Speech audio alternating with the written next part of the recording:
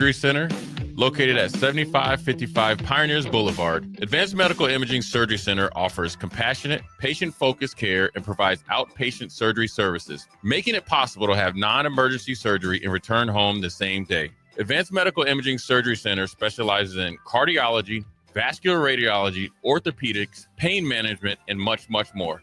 Give them a call today at 402-261-1085 or online at amimaging.com. Rashawn Jackson here for Bauer Underground, who has been serving local contractors and utility contractors all across the state since 1997. When you see the black and white trucks, you know the baddest dudes in the business have arrived. Bauer is currently looking for equipment operators, laborers, diesel mechanics, and aerial linemen. Join the brotherhood built on hard work, authentic people, and pedigree of success. Bauer, a family-friendly company who reminds you, go Big Red! Feeling under the weather? Got a minor injury that can't wait? Skip the ER visit and high cost. Choose CHI Health Clinic Priority Care for everything from sniffles and sinus infections to stitches and sprains. Priority Care handles it all at primary care rates, much less than a typical urgent care visit. Priority Care is open every day from 8 a.m. to 8 p.m. Find relief without breaking the bank. Learn more at chihealth.com/prioritycare. A career providing care that matters, great wages, and state benefits. A team devoted to serving Nebraska's veterans and their families. That's what you'll find at the Nebraska Department of Veterans Affairs. With openings in nursing, food service, administration, and more, our veterans homes in Bellevue, Kearney, Norfolk, and Scottsbluff have a role for you. Find your new career at veterans.nebraska.gov/employment. Sponsored by the Nebraska Department of Veterans Affairs. Aired with the Nebraska Broadcasters Association and this station. A Shiro's work is never done. You care for the house, the kids, and our future. We're so grateful for all you do. Now it's time to care for yourself and save a little more for retirement.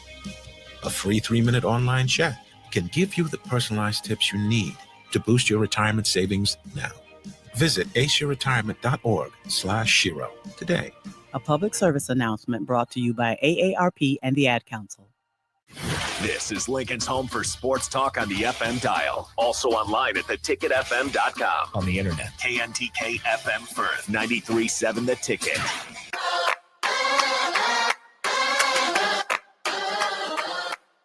This is a presentation of Nebraska High School football on 93.7 The Ticket and theticketfm.com.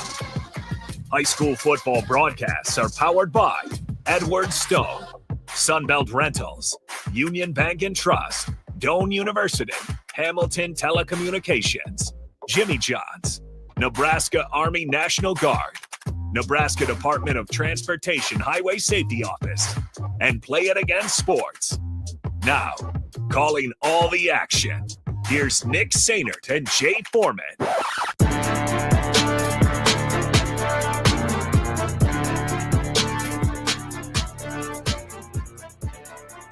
Welcome back into Memorial Stadium as we are ready to have our 6th state championship game here on 93.7 The Ticket in about 15 minutes or so. Nick Sainert alongside Jay Foreman as we bring you the Class A title game on 93.7 The Ticket and theticketfm.com. A special thanks to our main man, Harrison Arns, back in our 93.7 The Ticket studios, pushing all the buttons, making sure we get connected and stay connected back in our 1040 O Street studios, just about 3 blocks south of where we're sitting here at Memorial Stadium in the capital city. Jay Foreman, it's going to be a good one tonight. Millard South, the juggernaut of Class A and just Nebraska high school football this season, going up against the new kids on the block in terms of this stage, Papillion La Vista South. This one's going to be either incredibly electric or incredibly lopsided. Yeah, I mean, Papillion La Vista South has a more than a tall order to try to climb tonight against this loaded Millard South offense, defense, and special teams, and obviously coaching staff. But you never know what happened when you get inside these white lines. So, look, Millard South has blown through the whole state all year, and obviously went down to Nevada, Las Vegas, and beat the brakes off a team down there as well. So they're nationally known and respected and so forth and so on. And so they've essentially beat everybody by 30 or 40 points. And so that's what they're expecting tonight. But with a week and a half of preparation, or a little bit less than a week and a half preparation, Papillion, La Vista South, and their coaching staff can make some adjustments and keep this game close. Yeah, I mean, we're going to reference them throughout the entire night. A lot of Division I Power 4 talent on this field, specifically on the Millard South sideline. Now, that's not to discredit what Papillion La Vista South and head coach over there, Tim Clemenger, has on his sideline. But for Millard South, I mean, let's just not bury the lead. Let's look at their offense. At quarterback, it's a future Alabama quarterback in Jet Tamala. At wide receiver, Iowa State commit Amarion Jackson. At tight end, it's a Missouri pledge in Isaac Jensen. Yep. And in the backfield alongside Tamala, it is Illinois commit Nelson Wheeler. I mean, just in those four guys, I mean, it is star-studded across the board, and that's not even talking about their defensive guys. Yeah, they have Division I guys and Division II guys and Power 4 guys all over the place. And they've, one thing everybody's, going to try to tiptoe around it and talk about recruiting. But look, I know a lot of these kids and played or competed, coached against some of these coaches actually on the football staff, and seeing these young men grow up. They all decided from a very young age this is what they wanted. Yeah. They created their own youth football league and team, and they used to travel around the Midwest and play different teams to get these young men into the competitive mindset and really up the ante every single year. And now you're seeing the fruits of their labor tonight out here trying to go back to back as far as being state champions. Well, and that's what I was going to say is, I mean, this is something that even back in the last couple of years when they've been close but maybe haven't even gotten here, or our conversation, I remember ahead of the championship game last year when they played Omaha West Side here, I remember the conversation was, this is what they've been preparing for. Now we're just seeing it all kind of come to fruition, as you just said there. There's been a lot of legwork. Now, Obviously, there's going to be a lot of speculation and a lot of criticism that comes with success. Sure. But to be fair, this is one of the best high school teams I think that we've seen in the history. Yeah, this is one of the best high school teams, if not the best, ever put together or just ever, to take a field in Nebraska high school sports in history. And it's been a process, and sure, they, recruited kids, but also I think they made themselves attractive by what they done, through the, youth and obviously middle school, and obviously been able to, a lot of these guys that were playing varsity as freshmen and taking some lumps and losing to some veteran teams, like that really good West Side team was probably the second best team, if not the best team of all time. So sure, the more success you have, the more people that are going to question how you did it, but more, really when whatever your reason is, you have to respect their work.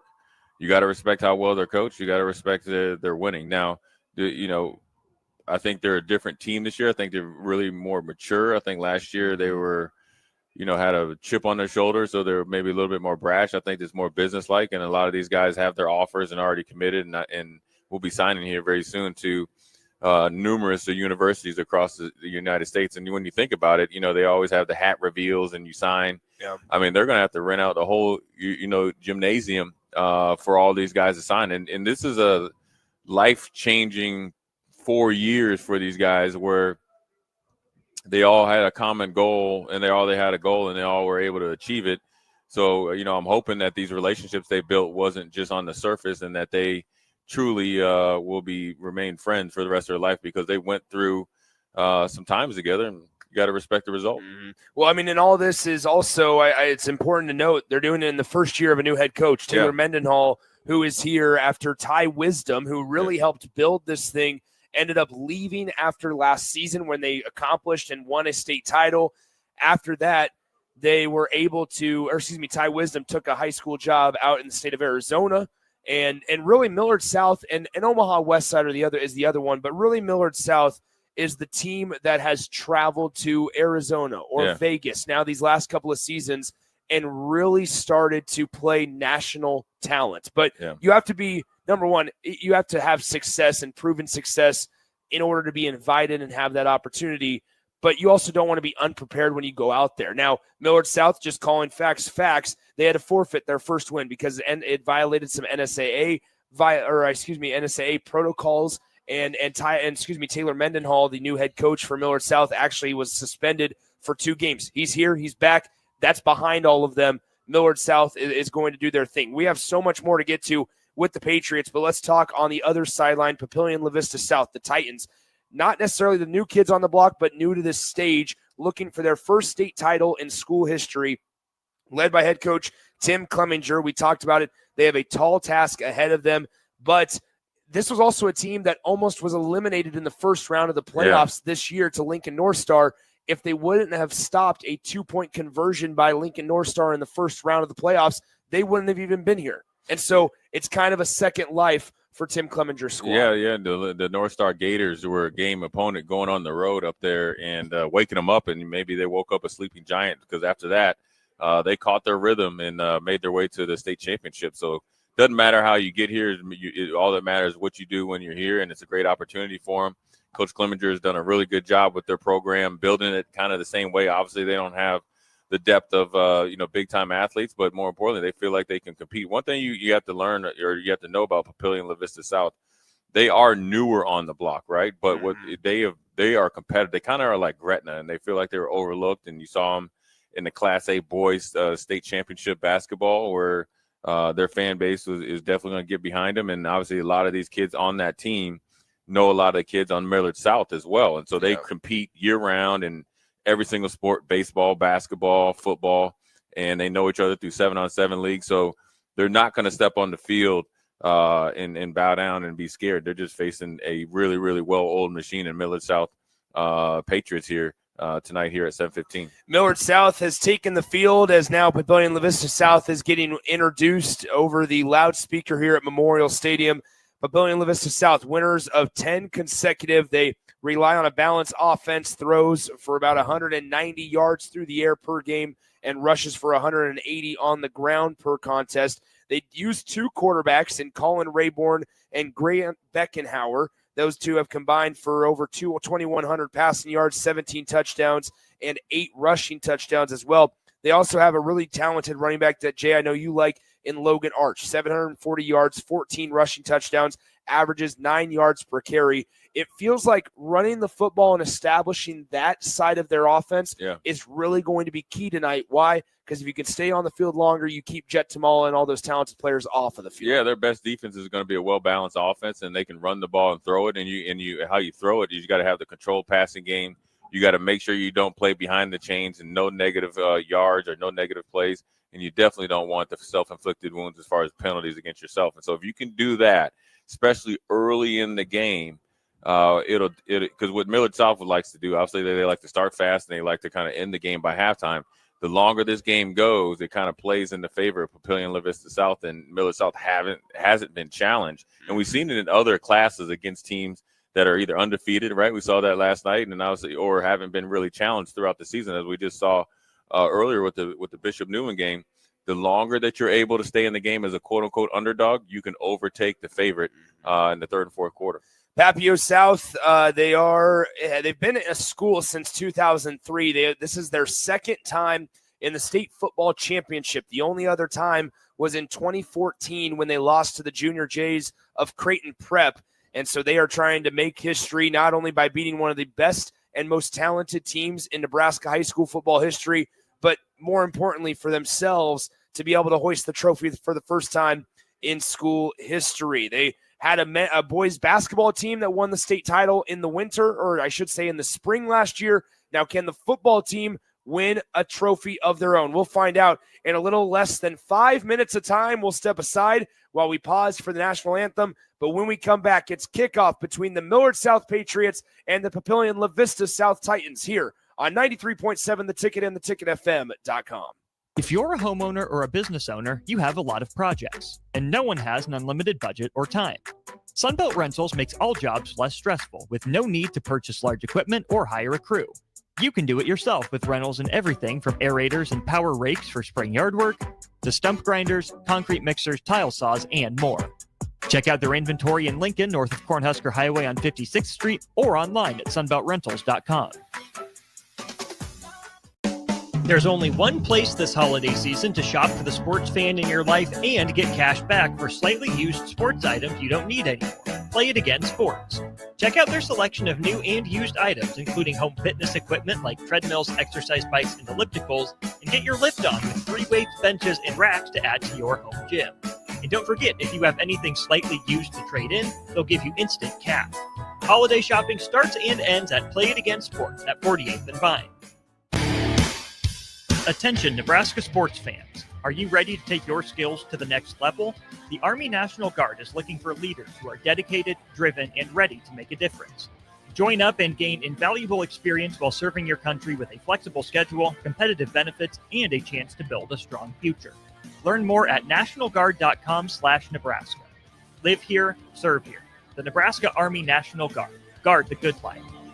Things that impair you come in many different shapes and sizes. Some are the shape of beer and liquor bottles. Others look like cigarettes but aren't cigarettes at all. These are the things we know impair us, the things our parents warned us about. What we're not always aware of is our new prescription or the over-the-counter medicine we picked up just for allergies or a bad cold. See, it doesn't just matter how much of a substance you take. If you are impaired, driving is deceptively dangerous. Don't drive impaired. Paid for by the NDOT Highway Safety Office. At Jimmy John's, we don't make sandwiches. We make the sandwich of sandwiches. We use fresh veggies because we don't hate salads. We just feel bad for them. We make our sandwiches exactly how you want because you're the one who's eating it. And we bake bread all day, every day because stale bread isn't bread. It's croutons. Sandwich history is written by the victors. Good thing we have legible handwriting. Jimmy John's, the sandwich of sandwiches. Order pickup or delivery on the app. Attention Nebraska sports fans. Are you ready to take your skills to the next level? The Army National Guard is looking for leaders who are dedicated, driven, and ready to make a difference. Join up and gain invaluable experience while serving your country with a flexible schedule, competitive benefits, and a chance to build a strong future. Learn more at nationalguard.com/Nebraska. Live here, serve here. The Nebraska Army National Guard. Guard the good life. Now back to high school football on 93.7 The Ticket and theticketfm.com.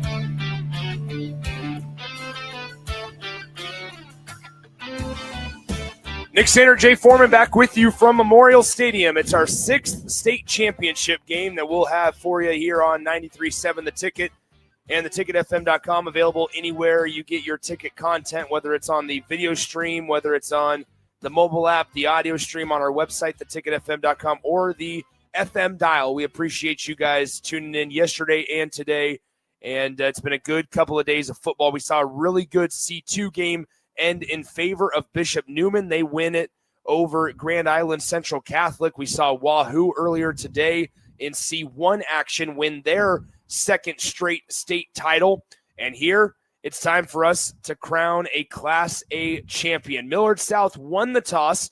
They elected to receive. And so we will see the high-powered offense of the Patriots on the field first, as Papio and La Vista South will be the ones to kick it. Now, the conditions here at Memorial Stadium, Jay, less than favorable. The real temperature is 37 degrees. However, it feels like 21 with that 19-mile-an-hour wind that teams have been dealing with all day today, blowing straight through that south end zone. Yeah, I mean, it's affected a couple of teams earlier in the day, and obviously as the night has came in, it's gotten a little bit cooler, and the wind has actually kicked up. And so for a passing team primarily, what Millard South is, we'll see how they handle it, right? They're throwing into the wind. They're going from south to the north.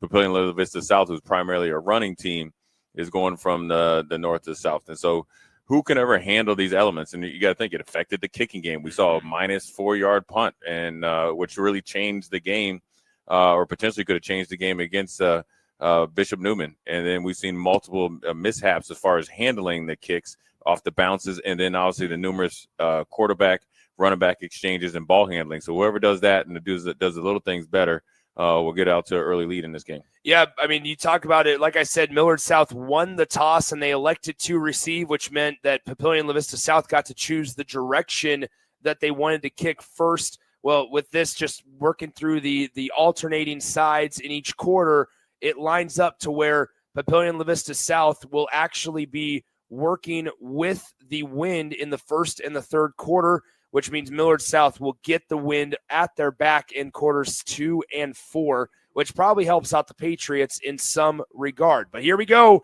as we are just about ready to go from Memorial Stadium. Millard South in the all-white uniforms, red letters and numbers with the script South written across the chest above the numbers on their front side of their jerseys. while Papillion La Vista South in their all-black uniforms. It's a great-looking uniform matchup tonight here on Memorial Stadium's field, Tom Osborne Field, as it will be, as I mentioned, Papillion La Vista South first to kick. Back deep for the Millard South Patriots. It's going to be number 2 for Millard South. Excuse me, I lost my sheet here. Taurus Rudd, and then also number 8, Gabriel Pruka. So both of those guys back deep for Millard South. To do the kicking for Papillion La Vista South is number 8, Grant Beckenhauer. Here we go. We are underway, and it's a short squib kick fielded and bobbled by the up back, and now he'll just dive on it at the 25-yard line, and that is where Millard South sets up shop. 1st and 10 at their own 25-yard line, just underway here in the Class A state championship game. It's our first look at Jet Tamala, the future Alabama Crimson Tide quarterback. He's thrown for 3,200 passing yards this season, 50 passing touchdowns to just 4 interceptions. He has not played all 4 quarters in a single game this season. He comes out in the shotgun, turns, tosses it left side. It's Wheeler with the first carry of the day, and it's going to be a nice gain of about 10 yards up to the 35-yard line. Another great start, that was Gabriel Pruka, the ball carrier. Yeah, big physical back, and he's been there from the very beginning. Obviously, Wheeler is transferred in from Grand Island. He's headed to Illinois, but Pruka is no slouch either. He's going to Augustana, and I think he's going to get even better when he gets to college. So now the pistol formation for Millard South as Pruka's behind Tamala. He gets the handoff again. He's met in the hole by a duo of Papillion La Vista South defenders. The first one to meet him was number 3 for the Titans, and that is Logan Arch. And Arch able to kind of make him stumble. He falls forward for a gain of 3, 2nd down and 7. You see a little hurry-up offense here to try to put Papillion La Vista South in some stressful situations, but so far they've been able to handle the physicality. Let's see if they can handle the athletic ability. Snap back to Tamala, empty shotgun set, pass left side. It's hauled in, easy pitch and catch as it's hauled in by number 88. That is Dallas Gaius Anegbu, and Dallas is able to get close to that first down marker. It's going to be 3rd down and short. Yeah, good catch there, and this is just a feeling out process, right? They're running multiple formations. They're trying to see what type of coverages you want to try to play, and then they're just running their offense. And I'm going to tell you one thing about Millard South. They are on a 15-20 play script. This is how well of an old machine they are. Here's Pruka on 3rd down and short. He gets 3 yards.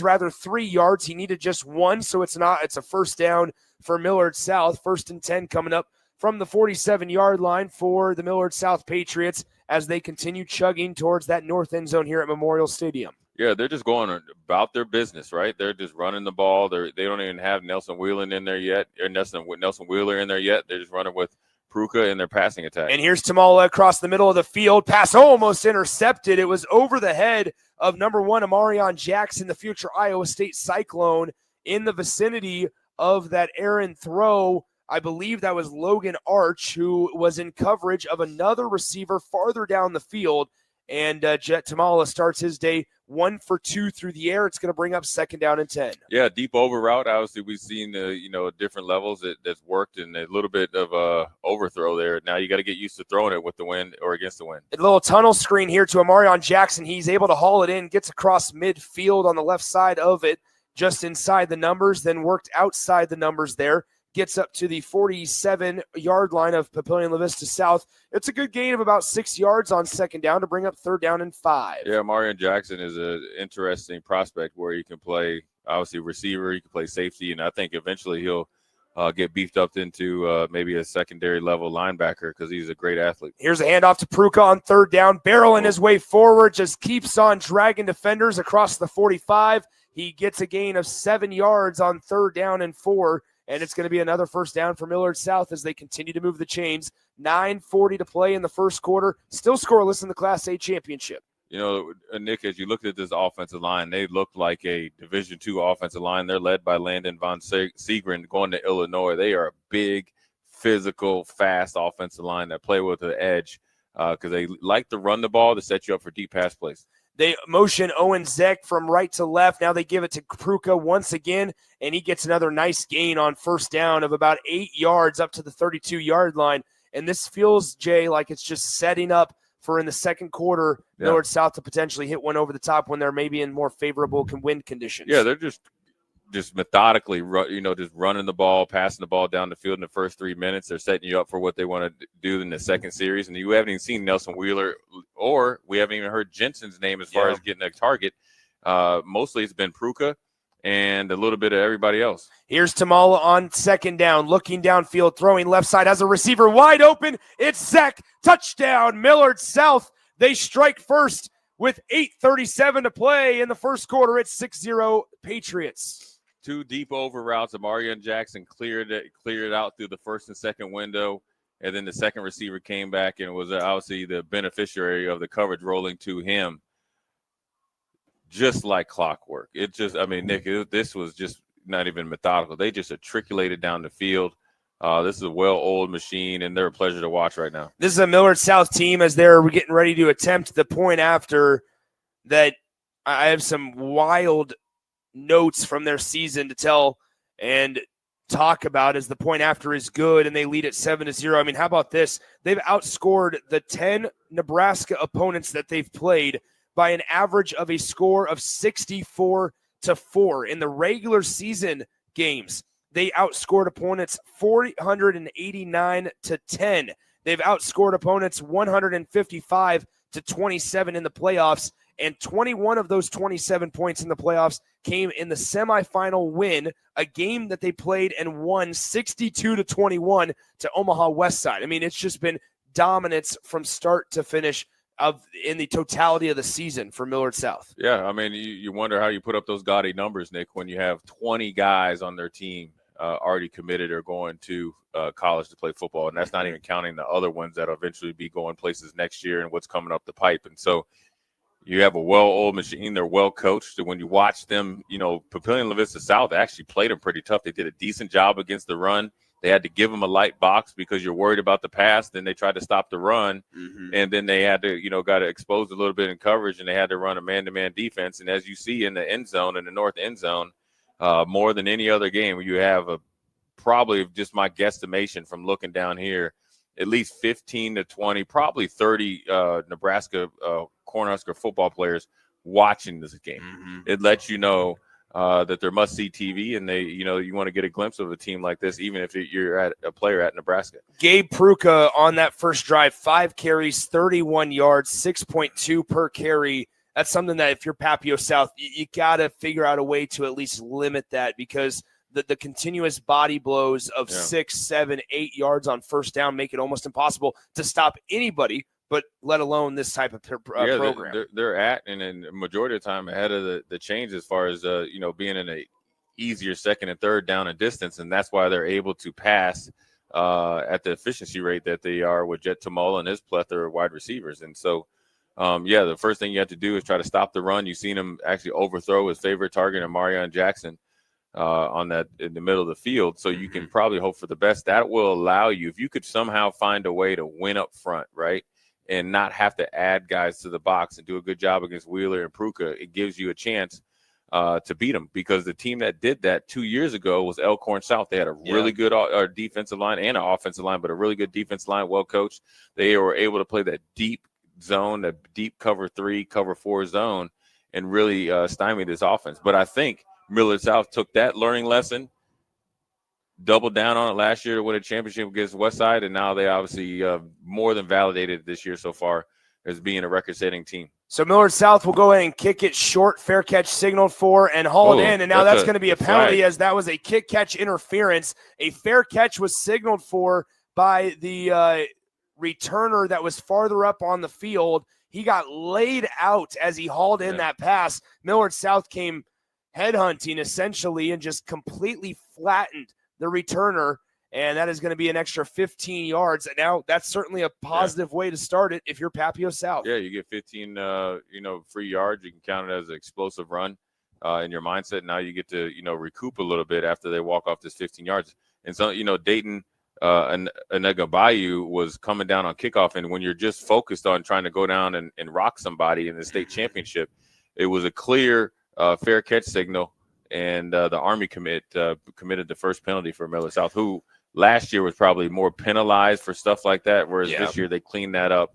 and they seemed like they're a better team. First down and 10 from the 42-yard line of Papio South. They come out rolling to the right on first down. They throw it onto the near sideline. Pass is caught, and it's hauled in by number 5, Elon Washington. I know that's a guy, Jay, you're really excited about. Yeah, I think, Papillion La Vista South, any other year, you'd be looking at their roster and seeing you have some, a couple of Division I guys, and especially a couple of receivers and obviously running backs that, obviously get your attention. But now you're going against one of the best teams ever created here in Nebraska. You don't get much notoriety, but Mr. Washington is a pretty good player. 2nd and 4, shotgun set. Back to pass. Now the fumble on the snap, and they have to fall on it, as that was number 8, Grant Beckenhauer, the quarterback, who has to just fall and sacrifice it down in some yards. Instead of 3rd and 4, if that would have been an incomplete pass there or even a gain of nothing, it's instead now 3rd and 8 all the way back at the 44-yard line of Papio South. Yeah, those are the plays that we talked about in the pregame that you can't have against this high-powered offense and this great defense. Is negative plays, mishaps on ball handling. First one, and hopefully the last for Papillion La Vista South. Logan Arch is to the right side of Beckenhauer, who's back to pass. He throws it in the flat to Arch, and he drops the wide-open pass in the flat, and that's going to force a Papio South punt as it's bringing up 4th down and 8 from their own 44. Yeah, there was a good flare pass there to Arch. He had a one-on-one in the flat, so you'd like to think that he would be able to make a miss and get a first down. You got to catch it. You got to the things that you can control, catching the ball, no offsides, no legal procedures, none of that. You do all that, that puts more pressure on Millard South. If not, then you play right into their hands, right? You only had the ball for a minute and a half. Now they have 7 minutes left in the first quarter, looking to score another touchdown.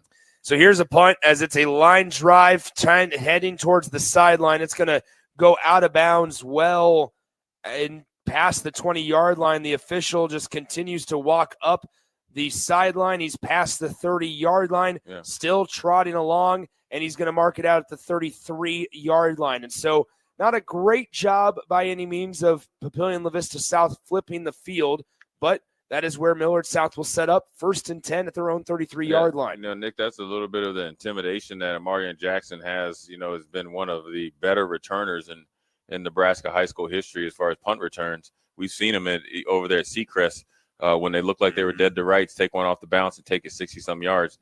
You try to kick away from them, then you end up kicking it so short. You probably should have went for it on 4th down. Under center here, they hand it off. It's our first look at Nelson Wheeler, who bounces out left side, and he's pushed out of bounds after a gain of 7 at the 40-yard line. 2nd down and 3 coming up. Nice run for the first time tonight by Nelson Wheeler after that 23-yard Papio South punt. Yeah, it's amazing that the Illinois commit, didn't get the start, and Gabe Pruka, essentially was the bell cow that first drive. I think you're going to get many, many carries of Nelson Wheeler today. The Illinois is getting a pretty special back. Tamala back to pass, thinking about dropping down. Now he'll take off and run. He sheds one tackle, and before just sliding past the 45-yard line and down at the 46, it'll be a first down for Millard South as they are back in business, up 7-0 with 7 minutes left in the first quarter. Good job there by Papillion La Vista South of sniffing out the screen, but then they needed a spy to try to stop Jet Tamalik picking up a first down. That's the thing about them that everybody's not talking about. Yes, you can talk about they recruited and they have all these guys going Division I. They're pretty smart football players. That's a pretty heads-up play there by Jet Tamala. Here's a handoff to Nelson Wheeler. He gets near midfield to the 49-yard line, a gain of 3 on first down to make it 2nd down and 7. Millard South up by a touchdown. They have the football going against Papillion La Vista South. They're near midfield at their own 49-yard line. Less than 6.5 minutes to go in the opening quarter as Millard South tries to go back-to-back in state championships. Now they turn, fake the handoff, quick pass out to the flat. It's caught by the tight end, Dallas. He gets upfield, turns upfield past the 43-yard line and down at the 41 of Papio South for another first down for Millard South. Nick, what do we always say? The best offenses do what? Attack each third, both horizontally and vertically, and that's what they do. They're in rhythm. Look how they're just calling their play. Jet Tamala has total command of this offense that he's been running since he's been a 9th grader. He's been playing with these guys since they've been in 4th or 5th grade, playing up against older competition. So when they got to high school, they were more than mentally ready as well as physically. They're just out there just playing their game of football. Very, very competitive, but it also is a very good brand of football. 1st and 10, two-handed toss right side to Nelson Wheeler, gets them 2 yards up to the 39-yard line, and so that brings up 2nd down and 8. In on the stop for Papio South was number 3, Logan Arch, who doubles as the running back. He's lined up, though, as a third linebacker here. And now in shotgun formation, Nelson Willard to the left hip of Tamala. 2 wideouts near side. Looking that way is Tamala as he steps back to pass. Still surveying. He's going to throw it downfield. Wide open. Touchdown number 2 for Owen Zeck as the Millard South Patriots extend their lead. It's 13-0. Yeah, when you think about it, nobody really talked about Owen Zeck coming in there. You talked about, obviously, all the different guys, Amarion Jackson, Wheeler, all the guys like that, Jensen and so forth and so on, Jet Tamala. Owen Zeck is having quite a night. 2 catches, 2 touchdowns. He's going to be MVP of the game. You know what? He'll be able to sit back when he gets a little bit older. You know who was the MVP of the state championship on that Millard South team that everybody talks about? You, Grandpa? Yes, sir. Well, Jet Tamala has 2 touchdown passes already. And with 5 minutes and 22 seconds to go in the first quarter, Millard South picking up right where they've left off the entire season. They are leading 14-0 over Papio South here. Let's step aside, come back in 30 seconds here on 93.7 The Ticket. Your possibilities are endless at Doane University. Rooted in liberal arts, you can choose from undergraduate and graduate programs, all delivering real-world experience. At Doane University, we take a personal approach to education, giving you the guidance you need to own your future. It's not just our long history of innovative learning, it's the feeling of being surrounded by possibilities that makes us different. Now is your time. Apply today at doane.edu/apply. Now back to high school football on 93.7 The Ticket and theticketfm.com. In the first 6 minutes and 38 seconds of this game, Millard South already has 142 yards of total offense, 7 first downs, 93 pass yards, and most importantly, 2 touchdown lead. 14-0, Millard South leads Papio South here. Papio South with just 2 total yards on the evening. It's a short kick that's going to be hauled in on the far side, and it was the same guy that on the first time called the fair catch and got laid out anyways. After he called that one in, he turned around so that he could absorb the blow with his back. Yeah. But here's on this time, he did not get hit. 5:22 to play in the first quarter, and we get to see Papio South's offense back on the field. Yeah, they're going to try to get back on rhythm. They tried to run the ball, and then obviously a couple passes that weren't able to be complete, and obviously they had a fumble in between there. So what they have to do is just try to run their plays. They do have athletes out there. Obviously they have Washington and other guys. They got to get them the ball, get them in space. But when you look at it right now, you got to look at this defense. One thing Millard South is able to do the other teams aren't able to do, they're able to rush the passer and handle the run just with 4 guys. Quick pass out near side, and it's hauled in. No, it's dropped by, I believe that's Elon Washington. It sure is. Outside the hash marks, but in between the numbers and the hashes on the right side of the field, Elon Washington dropped it, and it is going to bring up 2nd down and 10. You look at the drastic difference in quarterback play where Millard South has ran that play and Jet Tamala into the win. That's on time and on target. That one with the Millard or Papillion La Vista South quarterback, a little bit off target, forced to drop. They got to get something to start vertical. They got to test these guys vertically to loosen them up. Grant Beckenhauer in there at quarterback. He motions Washington out to the left side, looking his way. Quick pass bobbled up in the air, or batted up in the air, and it was almost intercepted. There were 6 white jerseys in the vicinity. Yeah. 6 of them. Yeah. 1 black jersey for Papillion La Vista South. The numbers were not in the Titans' favor there, and it's going to bring up a quick 3rd down and 10. When you have a couple corners that are going Division II, you feel like you can lock up against most wide receivers in Nebraska, and they get a lot of work against their own in practice. And so you're able to play your safeties and linebackers extremely tight to the line of scrimmage. And then also the defensive line is well coached where they get their hands up if they're not able to get to the quarterback. Now, look, Papillion La Vista South got a little bit of a bonus there, an offsides by 2 Millard South defensive linemen. Now they got to try to capitalize on it, extend this drive. As much as you're talking about their offense, they're so efficient, they don't huddle. And so they're wearing out the opposing team's defense as far as, Papillion La Vista South. So the more that you're playing offense is the better for your own defense, and obviously allows the coaches over there to make some adjustments. It's now 3rd and 5 from the 37-yard line for Papio South. They need a 1st down desperately just to keep their defense off the field and give them a rest. Rolling to the right is Beckenhauer. Watch out, he's getting pressured off the edge. Running out of real estate, throws it across his body, and the receiver slipped as he was wide open in the middle of that defense. The receiver that was open was Brady Alderson, but he had slipped on the turf, and that's going to force another Titans punt with 5:07 to play in the first. Yeah, the pressure was mounting from that Millard South defense. They were in hot pursuit of him, so that it caused the errant pass. But I think the wind conditions are really affecting Papillion La Vista South offensively because MJ Washington was bearing down on their quarterback, and he wasn't able to set his feet. So they have to get some vertical passing game to try to loosen up these second-level linebackers and safeties.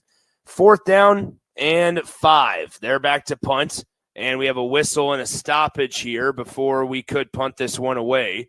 It is a timeout on the field with 5:05 to play in the first quarter. We'll see what the conversation is. There's no real signal here yet from the official, and maybe they looked at, I believe, Eli Mitchell was late to come on the field. Amarion Jackson was back to return a punt.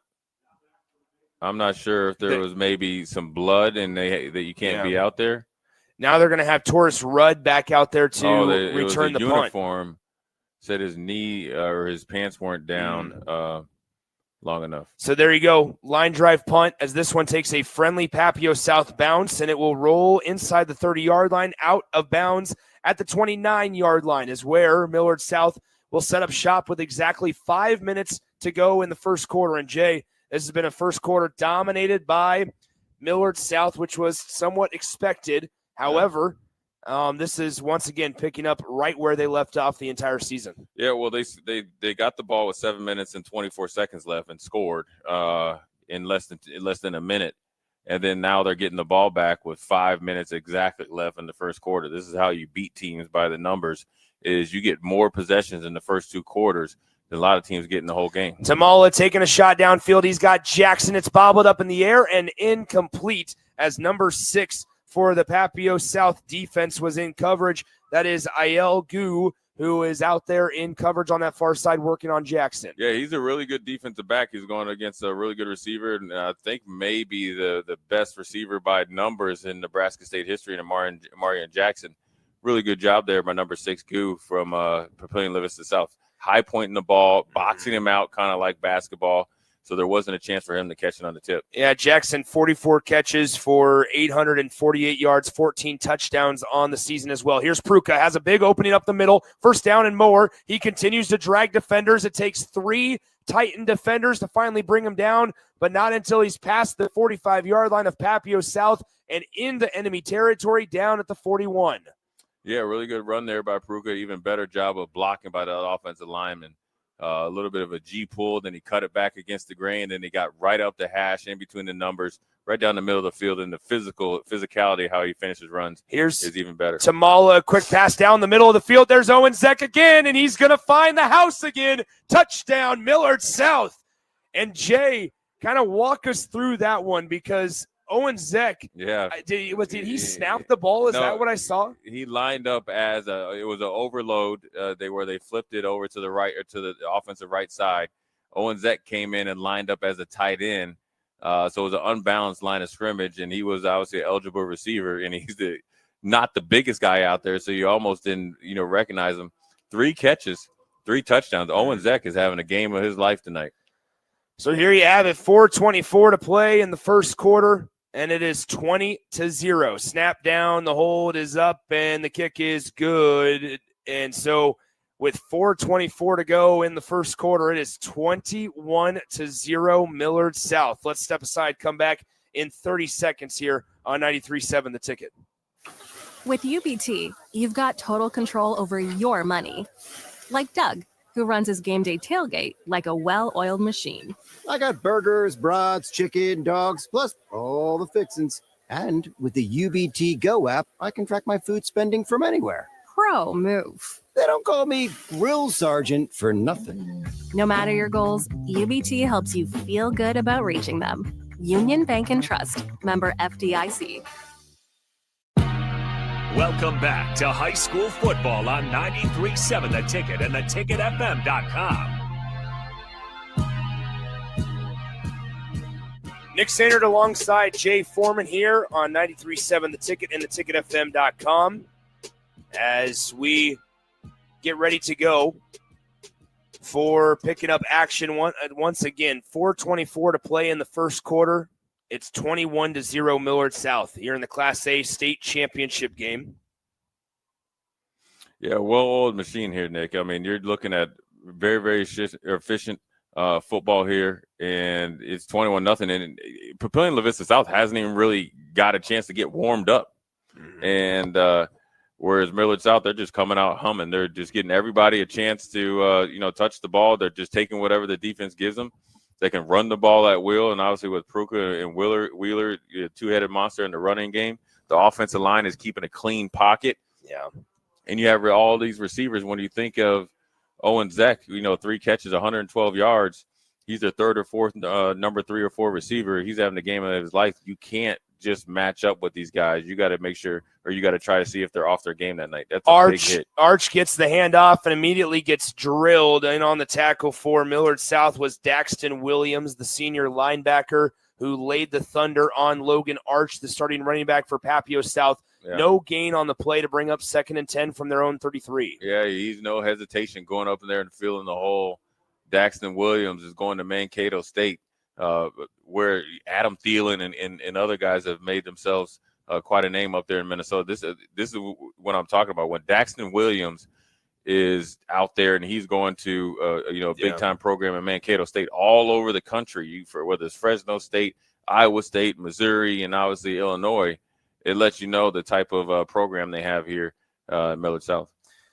We have a penalty flag on the play. It's going to be an illegal substitution on Papillion La Vista South, and so that will drive them back 5 yards to make it 2nd down and 15. Tim Clevenger on the Papio South sideline is asking for an explanation there, and he's not really getting one from our head referee. 3:49 to go in the first quarter. It's 21-0 Millard South, and now before play resumes, now Coach Clevenger will have an explanation. So we have a brief stoppage in action. Once again, Nick Sainert, Jay Foreman joining you from Memorial Stadium, the Class A state championship game. Thanks to Harrison Arns back in our 93.7 The Ticket studios for pushing all the buttons and staying connected with us throughout these last couple of games, as this is the 6th state championship game we've had on our station in the last 48 hours. 2nd down and 15 now from their own 28-yard line. Papio South needing answers offensively. The Millard South defensive line shifts at the last moment. They turn, they hand it off. Logan Arch tries to cut upfield. He goes nowhere. Stopped for no gain on the play to bring up 3rd down and 15 as Logan Arch and this Papio South offense continues to just be stagnant offensively. Yeah, I mean, it's pretty hard to move this big physical defensive line from Millard South off the ball. And then when you're not testing them vertically or not having any type of luck, as far as your vertical passing game, this is what happens. They're able to pin their ears back and obviously play the run as they're trying to attack the quarterback. 3rd down and 15. Beckenhauer in the shotgun. He's back to pass, still looking, rolls out to his left side. The pass is hauled in shy of the sticks, but at the 41-yard line. And that was a nice catch there by number 1, Brady Alderson. He'll be about 2 yards shy of the 1st down marker. It's going to be 4th and 2, and it looks like Tim Clevenger might put on the punt team. Punt team. At this point, I look at it, Nick. Yes, you probably should punt it with this much time left in a regular game. You're playing against an offensive juggernaut that you haven't even sniffed the chances of stopping them. I'm going for it on 4th down. I'm trying to get back in the game because we've seen it. When you can get on a run, no matter what the outcome is, you can one big play can lead to 2 scores. You're down by 3 scores. You haven't even got out of the first quarter. I would like to try to keep my offense on there, especially after getting a big pass and a big catch. It is 21-0 here in the late stages of the first quarter. Papio South did call a timeout. It appears that they want to talk things over here as they approach a 4th down call. I mean, how about this, though? Already in the first quarter, Millard South, 213 total yards of offense, 134 of them through the air, 79 on the ground, compared to 15 total yards for Papio South. It's a tough sledding against this Millard South squad. Yeah, I mean, this is they don't have any weaknesses. They got the D-line, they got the offensive line, they got the corners, safety, linebackers. They're well coached, they're physical, they're competitive. They're trying to put the icing on the cake on a magical season. And so for Papillion Vista South, you got to continue to battle, and hopefully you spring a big player to keep this game honest. So here we go, 4th and 2. It appears that Papio South has made the decision to go for it. Beckenhauer is the quarterback. Arch is to his right, one wide out to each side. They have a tight end on each side as well. They motion Washington from right to left. It's going to be a quarterback keeper, and he goes nowhere. The defender lost his hand warmer, but that did not matter, as now the Papio South offense turns it over on downs. It's a loss of a couple of yards on 4th down as well. And that Millard South offense, as if they needed any extra help, takes over in enemy territory at the 34-yard line of Papio South. Yeah, I mean, that's probably not the play I would have dialed up after you were able to win a 50-50 ball. I would have tried to have some sort of mesh concept to get the ball out quick out of your hands. Hopefully you can break a tackle, get a first down.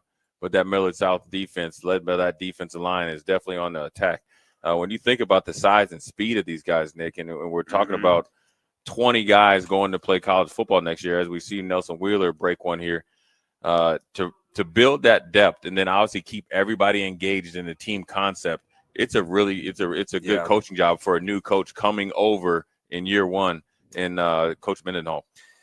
On 1st down, Nelson Wheeler gets them another 1st down on a 12-yard gain. It gets it up to the 23-yard line. 1st and 10 for Millard South as Jet Tamal is in the shotgun. He motions Wheeler from his right side to his left side. 3 wideouts to the far side, 1 to the short side on the near side on the left side of the field. Turning, Jet Tamala, pump fake into the middle. It's almost intercepted. That could have been a big break that they needed. Logan Arch was patrolling the middle of the field. Tamala just did not see him as he was trying to get the ball into the hands of Amarion Jackson, running across the middle of the field in between the hashes, and Logan Arch had the ball go right through his mitts. Yeah, a lot of time, and he didn't know where he wanted to go. Good job there by Arch to getting into that second window and stopping that pass to Amarion Jackson. But still, it's not – that was one play. It's still 2nd and 10, and you're on your own 23. You got 2 more downs to go. Here's Wheeler on the left side. He's stopped after a gain of 4, maybe 5 inside the 20-yard line. They're going to count it as a gain of 4 up to the 19. So that'll bring up 3rd down and 6 for this Millard South offense, throwing into that win. But to this point, as we've seen through 3 touchdown passes for Jet Tamala, that win is no issue for the future Alabama Crimson Tide quarterback. Now on 3rd down and 6, they turn. Tamala looks to pass. They get into the hands of Amarion Jackson. He bobbled it. Did he hold on to it? He did. Inside the 10-yard line, Millard South moves the chains. It is a 1st down and goal coming up from inside the 10 at the 7. Yeah, Nick, when you think about a fake RPO action, you blindly throw it to a quick slant against a good player in Goy. You know Amarion Jackson is the real deal, and it was placed perfectly where only Amarion Jackson could catch it. And these are the little things that obviously when you played together for a long time, but when you're a high-ranking 4-star quarterback as Jet Tamala is going to Alabama, those are the things that are attractive to teams like Alabama and all the other schools that offer them. They hand it off to Nelson Wheeler on 1st and goal. He gets forward for a gain of maybe 2 up to the 5 or 6 yard line. So it's going to be 2nd down and goal. They split him out to the near side. They throw it into the flat. Hauling it in is number 18 for Millard South. That's a touchdown for the Patriots, as that is Isaac Jensen, the future Missouri Tiger, on the reception. He scores from 6 yards out to make it 27-0 Millard South with 39 seconds to play in the first quarter. Yeah, I mean, look, it's all that's advertised. You could hear about a team, no, they're not that good. Yes, they're that good. And yes, they're that efficient. And yes, they're that well coached. And Isaac Jensen, who is a 4-star recruit himself, going to Missouri, 6'6", tight end, 225, 30 pounds, and multi-sport athlete. First catch of the night for him because Owen Zeck, who a lot of people weren't really game planning for, is really taken over. But now you have Isaac Jensen on the board, Marion Jackson, obviously Owen Zeck, and then obviously you have Nelson Wheeler and Gabe Pruka really doing their thing. So everybody, I mean, when you look at it, right, it's Jet Tamala, 8 of 11, 152 yards, 4 touchdowns. Gabe Pruka, 6 rushing attempts, 61 yards. Nelson Wheeler, 6 for 30. Owen Zeck, 3 catches, 112 yards, and everybody else is like 2, 2, and 1. That's how you end up 28 or 27-0 with 39 seconds left in the first quarter. I mean, it is fast, efficient, very effective offensive flow here for the Millard South Patriots. 27-0 your score. Millard South to kick it off. They've kicked it short to the same upman in the Papio South return game every single time so far on that far sideline. And Papio South has started with about at the ball at around the 30 to 35 yard line. We'll see if that's the same story here. And with 39 seconds to play in the first quarter, Millard South ready to boot this one away. Dave Fajardo is the kicker. He kicks it short. It's going to be fielded at the 25-yard line. And with that, that is where Papio South will set up shop, 1st and 10 at their own 24. 38 seconds to play in the first quarter, 27-0. Papio South still looking for their first down of the day. Yeah. And they only have 13 passing yards on the evening as well. Yeah, Beckenhauer has got to get going along with Rayburn. They got to really find a way to get going here offensively. It's more Rayburn trying to find his receivers. Now, you got to try to get the ball to Washington, but also let you know what type of player Washington is, where Millard South has 2 defenders overlapping him and obviously trying to take him out of the passing game. Handoff to Arch. He runs into a brick wall. That is a tackle by number 44. That is Urban Kennedy, who was able to be there first and make the stop for Millard South. No gain, even lost a yard on that one. It's 2nd down and 11 with 22 seconds to go in the quarter. Yeah, Nick, like the Bishop Newman game against Grand Island Central Catholic, when you pull linemen against a fast downhill defense, it doesn't work out. And obviously Millard South is well coached. They can play any type of blocking scheme that you draw up against them. But when you pull linemen with these type of defense linemen where they are anticipating the snap count, they are beating you to the punch, doesn't bode well. And so Papillion La Vista South has about maybe a minute or so to figure out what they're going to do. They got to get the kids' mind right. Obviously, when you look at the scoreboard, you're down 27-0. You got 3 more quarters left. You came here to compete in the state championship, so you got to figure it out. It's the end of the first quarter, 27-0 your score. We'll be back in 30 seconds here to start quarter number 2, 2nd and 11 for Papio South when we return on 93.7 The Ticket. Imagine starting your day with a computer glitch that leaves you feeling stuck, frustrated, and unable to get your work done. You have 1,000,001 things to get done today, and waiting for the tech issue to solve itself isn't one of them. It's time to let Hamilton handle the tech so you don't have to. We help businesses across the state spend more time on what they do best and less time frustrated with office technology. As the official business IT partner of the Huskers, we're focused on providing custom solutions that set you up for success now and in the future. Connect with us today at hamiltonisbusiness.com. Now back to high school football on 93.7 The Ticket and theticketfm.com. If you are a Papio South supporter, I encourage you to not look at the stat sheet right now. As in that first quarter, it was a first quarter dominated by the Patriots, 27-0 on the scoreboard. But you look at the game comparison, 247 total yards of offense for Millard South in that first quarter compared to 7 yards for Papio South. I mean, that is the most glaring stat for Millard South. They are averaging 10.3 yards per play. They're averaging a first down per play, Jay. Yeah, and Papillion La Vista South is averaging less than 1 yard per play. So, no, it's not. I mean, it's not funny. It's not funny. It's not funny, but I mean, that is insane. Yeah, when you just look at it, every single category, it's Millard South, 2 or 3 times ahead of Papillion La Vista South. And you got to think Papillion La Vista South is in the state championship. Mm-hmm. And Millard South went on the road and beat Westside 62-21 last week. Yeah. So this team is for real. And tonight is no different. Fumble on the snap for Papio South, and the quarterback here, number 7 for the Titans, has nowhere to go. Colin Rayborn. They used both Rayborn and Beckenhauer in there. Beckenhauer's number 8, Rayborn is number 7. And after the fumbled snap, instead of 2nd and 11, it's now 3rd and 15. To make matters worse, that total yardage just continues to lessen and lessen and lessen. And now they're faced with 3rd and 15 from their own 19. This is not the scenario you want with 3rd 33 seconds already only gone in the second quarter. Yeah. Against a defensive line is just bearing down on whoever you have back there at quarterback. Nick, it's almost like when you might as well give your wide receivers a chance. Now timeout is taken by Papio La Vista South. Now I will tell you, one of the refs accidentally kicked the ball, so I don't know if that messed up the play clock. But a timeout this early, 46 seconds into the second quarter, doesn't bode well for Papillion La Vista South. So Coach Clemenger has got to figure out what he can do. Now, I'm a big believer if this defense is so good, just pinning their ears back, I'm going to try to run some motions and shifts to get them to think a little bit, right? Because if you just stay static, like we saw last night with Waverly, they are playing closer to the line of scrimmage, because right now, they be honest with you, they're thinking about the second half and potentially this game being over faster than any state championship in recent history. So everybody's trying to get their stats here. This is the last time these guys are going to play together. And when you talk about the 20 guys going to college, majority of them are going to go off in January. You know, they're going to sign here in a couple of weeks, and they're going to be wherever their destination is. And so this is a special game for them and a special unit. So on the other side, you got to know what they're playing for, and you got to counteract that with a decent game plan. 3rd down and 15 out of the Papio South timeout. Shotgun set.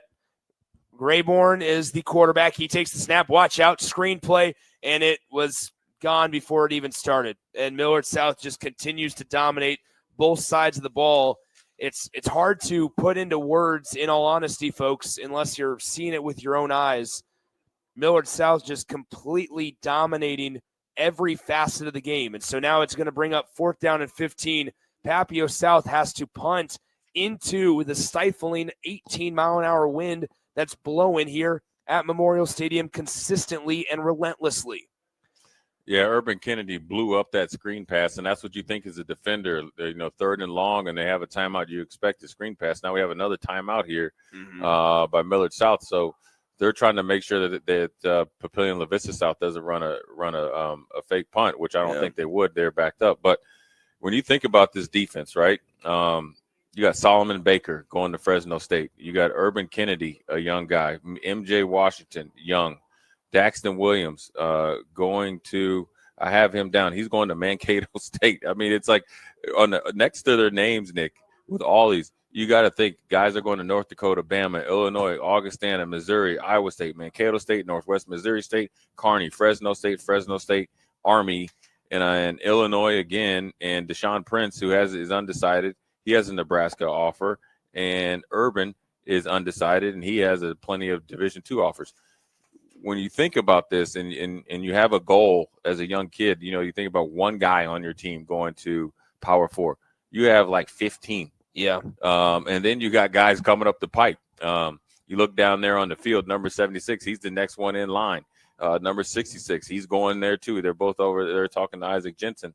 And then obviously all the other guys that are, you know, going off somewhere in January. So here we go out of the Millard South timeout. Papio South is going to go ahead and huddle up here. And now they will break the huddle. They'll motion Beckenhauer back, ready to punt. Amarion Jackson is deep, standing at the 45-yard line of Papio South, as it's a line drive kick. It barely got above the ground. This one is going to bounce in favor of Papio South and be downed at the 42-yard line of the Titans. And so Millard South, with now the wind behind them and working with them instead of against them for the first time here tonight in the second quarter, they will set up shop 1st and 10 at the Papio South 43-yard line. Yeah, this is rinse and repeat for this Millard South offense. You got the wind behind you. I don't think it matters if the wind's blowing south, north, east, or west. They are able to score points in a plethora of ways. They're just going to take whatever the defense gives them, and they're not even huddled up right now. They motion Pruka. Now they reverse, and here is Taurus Rudd. Rudd now working left side. He's got nowhere to go. This might be a negative play, and it is. The cavalry of Papio South defenders come rushing that way towards that Titans sideline, and they get him for a loss of about 5 yards on the play, and so we'll see now what happens on 2nd and 15. Yeah, the North Dakota product had a little bit of a mishap there on the exchange, threw off the timing really good job there by Papillion La Vista South, not over pursuing the first initial handoff, and had plenty of hats there to stop it from a big game. Snap back to Tamala looking right side. His pass is going to be hauled in by Jackson inside the 40, inside the 35, and he's right near that line to gain. He'll be a yard shy of it. A 14-yard pitch and catch to Amarion Jackson from Jet Tamala to make it 3rd and 1. Yeah, you know what? Whenever they need something, the calming force is you go out there to the best receiver stat-wise in Nebraska high school history in Amarion Jackson, and he gets you back all the negative yards and then some on the very next play. 3rd down and 1. They turn, hand it off. Here's Pruka. Pruka trying to get stood up, trying to drive those legs, and he does get stood up. It's a loss of 1 on the play, and Millard South has a decision to make. 4th down and 2 from the Papio South 40. Really 35. Really good job by a host of Papillion La Vista South defenders stopping him there for no gain, forcing Millard South to do something they probably haven't done maybe in 3 or 4 weeks, is go for it on 4th down. They line Isaac Jensen up under center. Now they motion him out. Now Pruka lines up under center. It's just going to be a sneak with him, and it will be, I believe, enough for the 1st down. It's going to be close. Are we going to get another? They're just going to give us the eyeball. Give us the eyeball. Move out of the way. 55. It is a 1st down for Millard South. Wow. Braxton Barnby came up with a huge tackle, and they did a really good job there up front by Gabe Berkey trying to stop him. It was a little bit of a Millard South tush push. They came in with Jensen. Then Pruka came in, tried to catch the defense slipping. Papillion La Vista South did a good job there, but just too much brute force from the Patriots. 1st down and 10 from the 33-yard line. They turn, fake the handoff, play action, looking back that way. Here's Tamala getting pressure from the backside, looking downfield. Pass is hauled in. Jackson bounces inside at the 5. He lunges. Touchdown, Millard South, as they add another one to take a 33-0 lead with 8:47 to play in the second. Right there, that combination has been we're doing work on people from here to Missouri, down to Oklahoma, Texas, and all the way up in the Dakotas and Colorado since they've been in 4th or 5th grade. That's Amarion Jackson showing why he's a big-time recruit for the Iowa State Cyclones. He catches it here. Look at this. He slips too slithery right there, splits it. Then the power of him splitting the defenders. That's 4 missed tackles right there for the Iowa State product. Big-time pass and catch for the Millard South Patriots. So that will make the extra point now up, and it is good. So with 8:47 to play in the 2nd quarter, your score, Millard South 34, Papillion La Vista South 0. Here in the Class A state championship game, we'll step aside, come back in just 30 seconds on 93.7 The Ticket. If you're a homeowner or a business owner, you have a lot of projects, and no one has an unlimited budget or time. Sunbelt Rentals makes all jobs less stressful with no need to purchase large equipment or hire a crew. You can do it yourself with rentals in everything from aerators and power rakes for spring yard work to stump grinders, concrete mixers, tile saws, and more. Check out their inventory in Lincoln, north of Cornhusker Highway on 56th Street, or online at sunbeltrentals.com. Now back to high school football on 93.7 The Ticket and theticketfm.com. It is 34-0. Millard South on top. I wouldn't say comfortably already, but comfortably, as Millard South is up by 5 touchdowns. And Millard South this season has not allowed more than 21 points in a single game. I mean, that's deflating if you're an opponent. Yeah, and that West Side offense was pretty dangerous itself. And so it lets you know they're disciplined. They're playing at a standard that maybe nobody else will be able to reach in quite some time. And also they're very, very physical and very detailed in what they do. So they do a good job of scouting. They could do a good job of working towards to be the best that they can be. I know they take a lot of heat for how they built this team, but the majority of these kids kind of grew up together in Millard South. Now, their methods might not be liked by everybody, and that's your choice. But what you have to respect, again, is the way that they work, the way that they play together. And for all these guys, almost 20 that I just named, and I know there's more, and if anybody's listening, I hate if I didn't mention your name because there's so many. They all are playing for one purpose. And when we talk about in this day and age of NIL, which some of these guys will be getting NIL checks here in January at their respective schools, is I always say your best NIL is what you do on the field and you get more when you do more for the team. This is an example of it, both in high school and you can take it all the way to college. So here we go, 8:47 to go in the second quarter. Shotgun formation for Papio South. They turn fake to toss, quarterback keeper. Beckenhauer, nowhere to go, maybe got a yard up to the 21-yard line.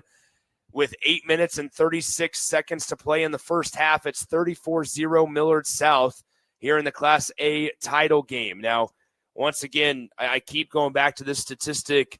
Total yards comparison on the day so far, 290 for Millard South, 4 for Papillion La Vista South. Yeah.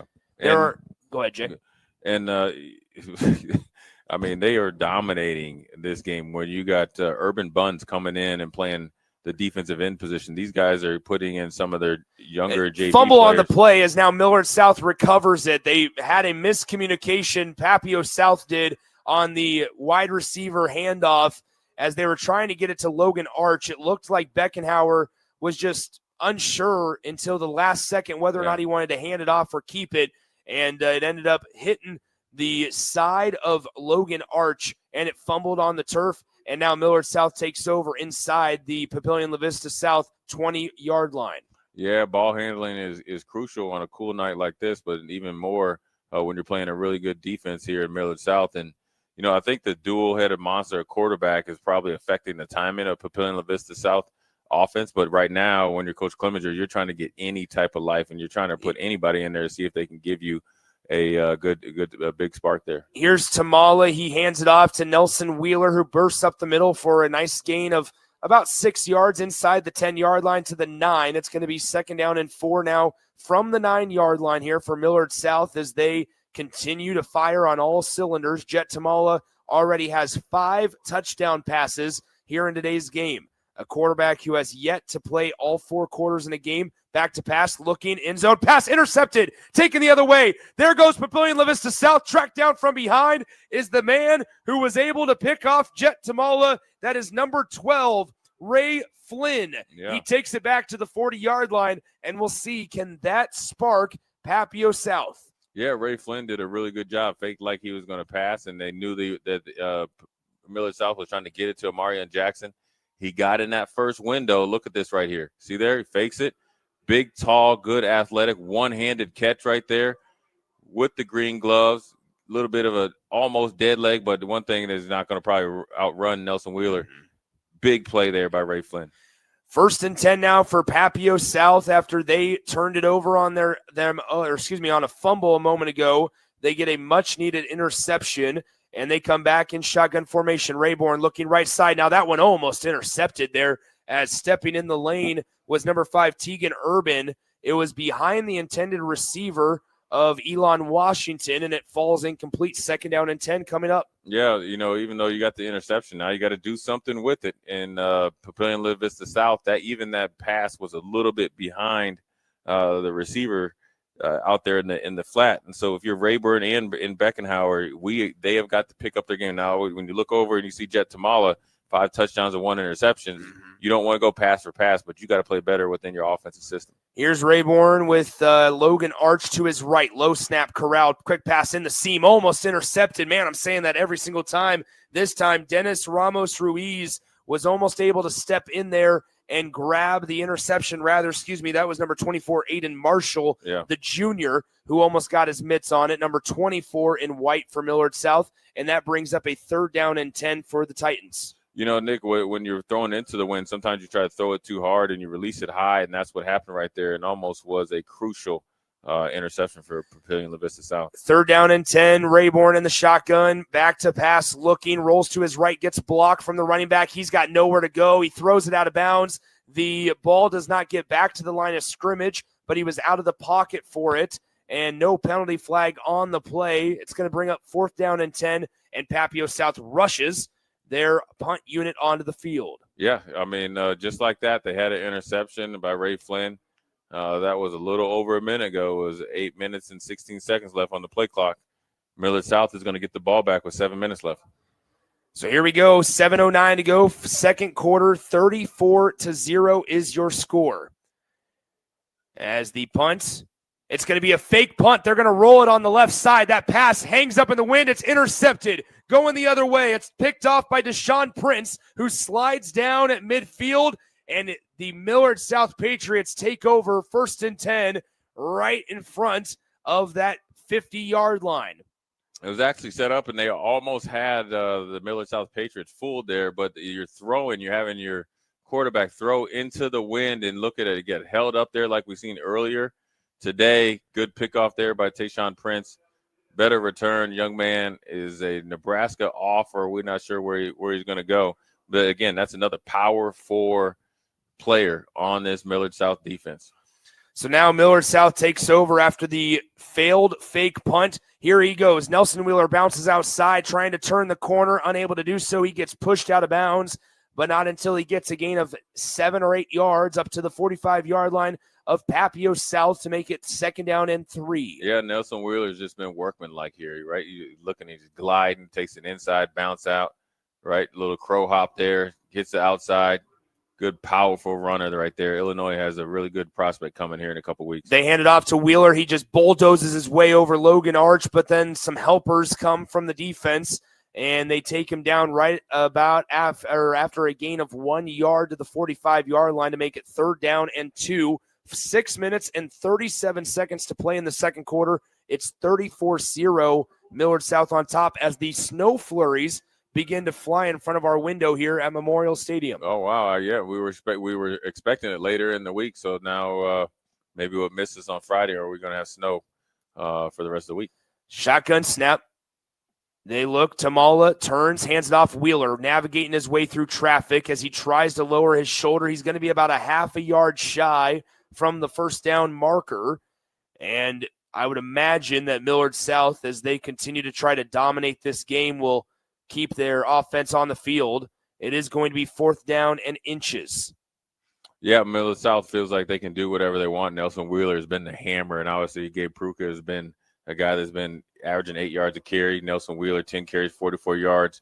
They've been really keying on him, and obviously Papillion LaVista has done a better job against the run. And now they might have gotten the jump on offsides. There's a penalty marker on the play. They could have gotten number 72 for Papio South.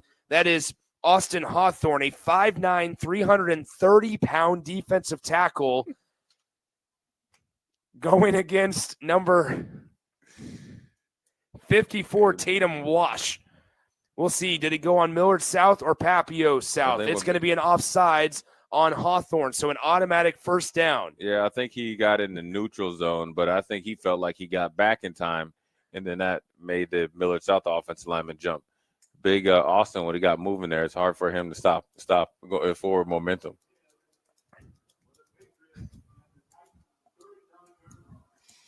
So right now, you look at free 1st down. Millard South wants to score, obviously maybe once or twice before halftime, 5 minutes left before halftime. We'll see what they do.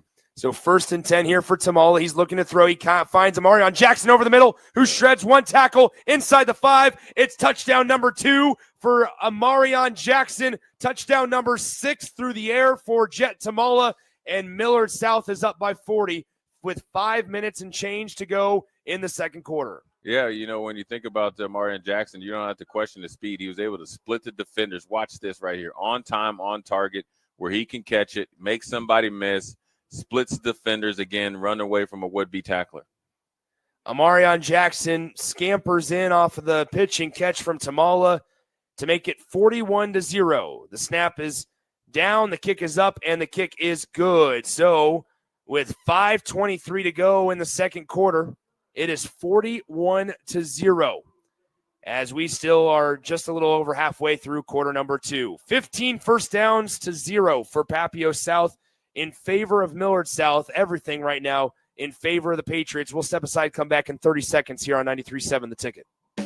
There's only one place this holiday season to shop for the sports fan in your life and get cash back for slightly used sports items you don't need anymore.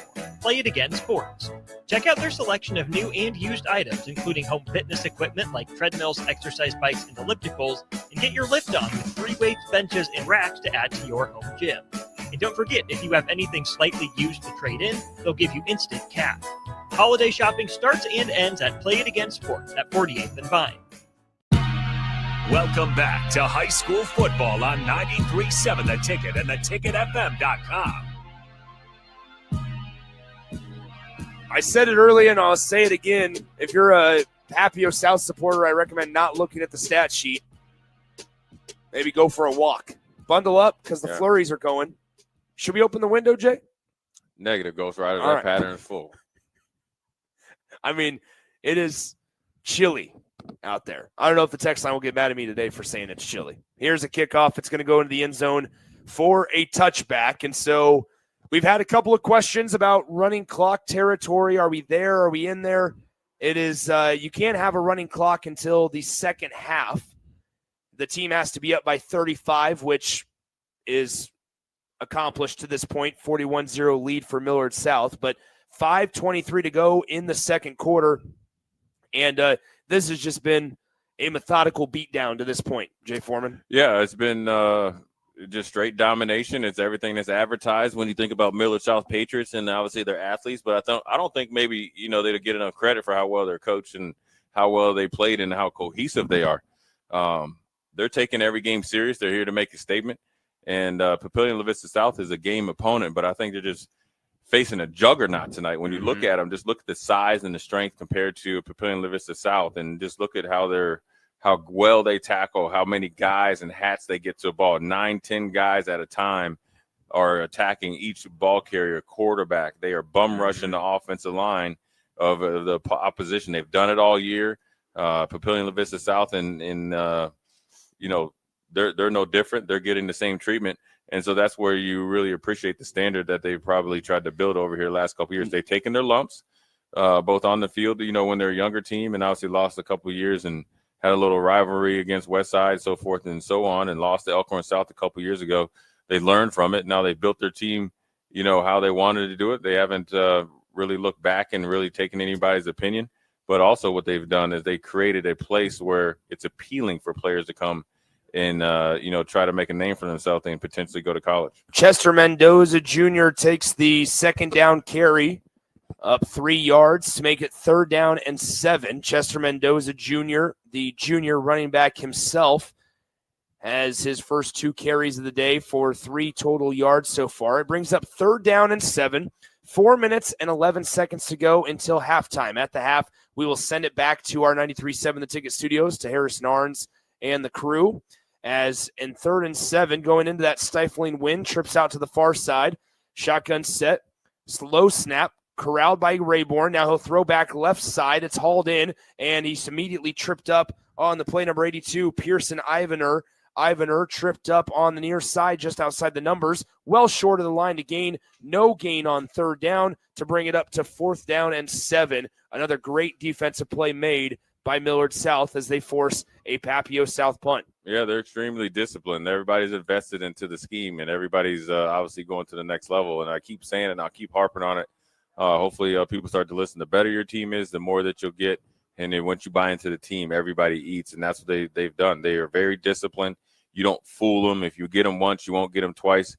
Now they're looking to score. And now the blocked punt. The punt is blocked. It's rolling towards the end zone, and Millard South unable to haul it in the end zone, but now Papio South recovers it in their own end zone, and I believe that should be a safety. They're having a conversation about it. I'm not sure what there is to conversate about, and it's a safety. So Papio South corrals the ball in their own end zone to make it 43-0 in favor of Millard South, and a safety punt will be coming in just a moment. I believe that was number 34 for Millard South, who got his mitts on it. That is Dennis Ramos Ruiz, a sophomore running back who was on punt coverage, and he was able to fight 24? through there. That might have been 24. If that's 24, then it's Aiden Marshall, the junior safety. Yeah, really good play there. And obviously you have starters out there on special teams, and so that's something that our own Matt Rule is talked about. If you want to make a name for yourself and you want to be a starter, you got to play special teams as well. And look, there was a mishap. I'm talking about ball handling when you're playing in big games in general, but when it's a little bit colder and the ball gets slick, you got to be really, really good with your ball handling. The punter, Brockenhauer, wasn't really didn't have a good handle on that ball. One too many steps allowed Millard South to block the punt, potentially almost had another touchdown. This kick is they punt it or they kick it in high school from their own 20-yard line into the 20-mile-an-hour wind, and with gusts up to 35 miles an hour. This one will probably give Millard South some pretty good field position to start with, as it is 43-0. You know, Nick, if you're Coach Mendenhall, and obviously you're going to go through the half here, at what point in time when you're forecasting, having a running clock, do you pull the starters and have the ceremonious last series and get some of the guys that maybe you wouldn't normally have played before time runs out? Here's Nelson Wheeler, or rather, this is Torin Rudd. He's got a lot of room up the near side, inside the numbers, and finally tackled inside the 30 at the 27-yard line. And so Rudd gets it all the way up into enemy territory after the kickoff on the safety. And fortunately, to your point, Jay, that's an area that the Millard South roster and coaching staff, they do know how to navigate because they've been here time and time again this season. Yeah, I mean, it's just, obviously playing in the state championship, obviously your main goal is to win it, but obviously when you're up so much, you want to make sure that everybody is able to touch the field, especially with this clock running, or will start running, 1st and 10, 2:57 to go in the second quarter. In the pistol, Tamala. Working behind him is Pruka. He turns, hands it off. Gabe Pruka with it on the left side, shimmies a little bit, and now dives forward, continues to drag defenders before getting pushed back. Forward progress will reward him the 18-yard line. It's a gain of 8. Yeah, Pruka is a guy that he's kind of like the hammer, and obviously Wheeler is a little bit more flash, and they both are very physical, so it keeps this playbook whole no matter who's in the game, and it really, is hard for a defensive coordinator to get a good tip on this offense because they're well balanced, they're very skillful, they're consistent, and nobody changes no matter who's in the game. Here's Pruka left side, 1st down and more inside the 15-yard line, still driving, sheds 2 tacklers, and finally number 6 for the Papio South Titans, Ayel Gu, is able to bring him down inside the 10-yard line at the 9. It's 1st and goal with 2:11 to go in the second quarter. Yeah, this is just body blows upon body blows and uppercuts here by Millard South.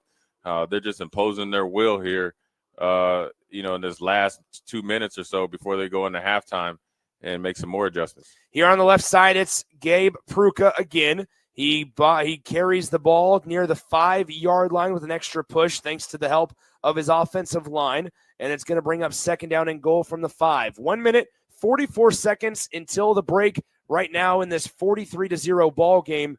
Millard South with 360 more yards in totality than Papillion La Vista South. Millard South, by the way, 361 yards. Papio South with 1 total yard here in the first half. Here on 2nd down and goal, they load up the left side with a bunch set. They toss it that way. Here's Pruka trying to score. He does. He walks in, and with 1:16 to go in the second quarter, Millard South leads it 49-0. Yeah, this has been straight domination, obviously, with Millard South getting a safety, then turning around and getting potential 6 points into the touchdown and lining up to get the extra point.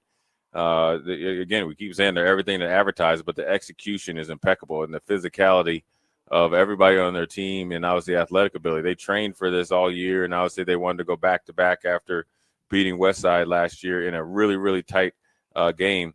And obviously, on the extra point there, you want to give Papillion La Vista South continue to compete, block the extra point. So nobody's perfect, but Millard South is almost as close as could be as I've seen in the last 10, 15 years. Papio South fans are starting to hit the exits. It's 49-0. Inclement weather. Got to get a head start on the snow. Yeah, 49-0, 1:17 to play in the second quarter. Millard South up by 49. I mean, we said it in the pregame, Jay, that this could very well have gone this way. However, I don't know if I saw this lopsided coming in. This is Millard South has 16 first downs. Papio South in the first half has yet to get a first down. Yeah, it's there's a lot. I mean, there's so much more that you can point to. The only category that's even right now is the penalties. Each team has 2. Yeah, I mean that's what you're hanging your hat on at halftime. That we're even Steven in penalties. You go, really for Papillion La Vista South, when you look up there, you're down 49-0, right? You're playing probably the best team ever assembled in high school football, right? I mean, obviously the best team. You don't even need to say assembled, the best team, at least in recent history. Now you got to have some goals. You got to play for pride. Obviously, you got here for a reason. You want to make sure you put on a good effort and represent yourself accordingly. Trying to reverse course is the return man, Brady Alderson. That was a bad idea. He fielded the kick at the 8-yard line. He tried to reverse field. He got taken down at the 5. He lost 3 yards on the return. And now with 1:11 to go in the second quarter, it's 49-0. And Papio South takes over at their own 5, 1st and 10. So we will see the duo of quarterbacks in Rayborn and Beckenhauer. It's been a lot of Rayborn recently, but it looks like Beckenhauer is going to be the signal caller on this possession. And so it's 1st and 10 as they go into the stiff wind here at Memorial Stadium. The flurries are flowing and blowing up here in the 6th floor of Memorial Stadium's press box on the west side. Shotgun set, running back to the left side. They turn, they hand it off. And bouncing it outside is Logan Arch. He makes a couple of guys miss. Now moves forward. He'll be now driven back after a gain of 3 yards on the play. It'll be 2nd down and 7 from the 8-yard line of the Titans with less than a minute to play in the second. Against a regular team, that was a really good run. That probably would have turned into 15, 20 yards for Logan Arch when you make 2 or 3 guys miss. But when you see how quick he was swallowed up by Millard South by 5 or 6 defenders, you know why they've been dominant all year. And so I think right now Papillion La Vista South is trying to get into halftime. Down 49 points. They're trying to make some adjustments to at least try to get on the scoreboard. At this point, that's what you're trying to think of. 33 seconds to play. They're down 49-0. Papio South with the handoff. Arch goes nowhere. No gain on the play. It stays 2nd and 7. And if Papio South was content, they would just go into half here. They do not have to snap it again, and it appears that is what they will do. So a first half dominated by Millard South. 49-0, your score at the break in the Class A state championship game. Millard South dominates. That's the only word that can come to mind right now for what we saw in those first 2 quarters. The good news for the Titans, they receive the second half kickoff, but it will be with a running clock here in the Class A championship game. We'll step aside, come back in a couple of minutes, but for now, we will send it back to our 93.7 The Ticket studios, and Harrison Arns is standing by with your halftime show here on 93.7 The Ticket. Imagine starting your day with a computer glitch that leaves you feeling stuck, frustrated, and unable to get your work done. You have 1,000,001 things to get done today, and waiting for the tech issue to solve itself isn't one of them. It's time to let Hamilton handle the tech so you don't have to. We help businesses across the state spend more time on what they do best and less time frustrated with office technology. As the official business IT partner of the Huskers, we're focused on providing custom solutions that set you up for success now and in the future. Connect with us today at hamiltonisbusiness.com.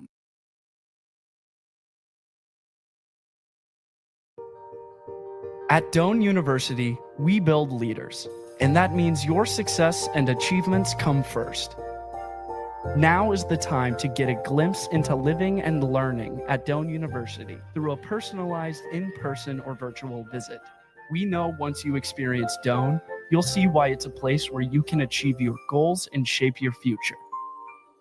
Schedule your personal campus visit today at doane.edu/visit. With UBT, you've got total control over your money. Like Doug, who runs his game day tailgate like a well-oiled machine. I got burgers, brats, chicken, dogs, plus all the fixins. And with the UBT Go app, I can track my food spending from anywhere. Pro move. They don't call me Grill Sergeant for nothing. No matter your goals, UBT helps you feel good about reaching them. Union Bank and Trust. Member FDIC. At Jimmy John's, we don't make sandwiches. We make the sandwich of sandwiches. We use fresh veggies because we don't hate salads. We just feel bad for them.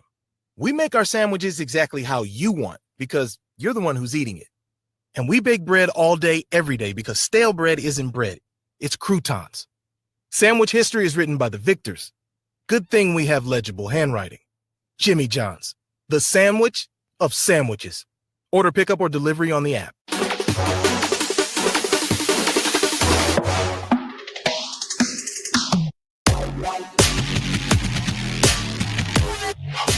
All right, welcome in to the 2025 NSAA Football Class A State Championship game between Millard South, 12-0 heading into this one, and Papillion La Vista South, 11-1 heading into it. It is a bit of a blowout here in the first half.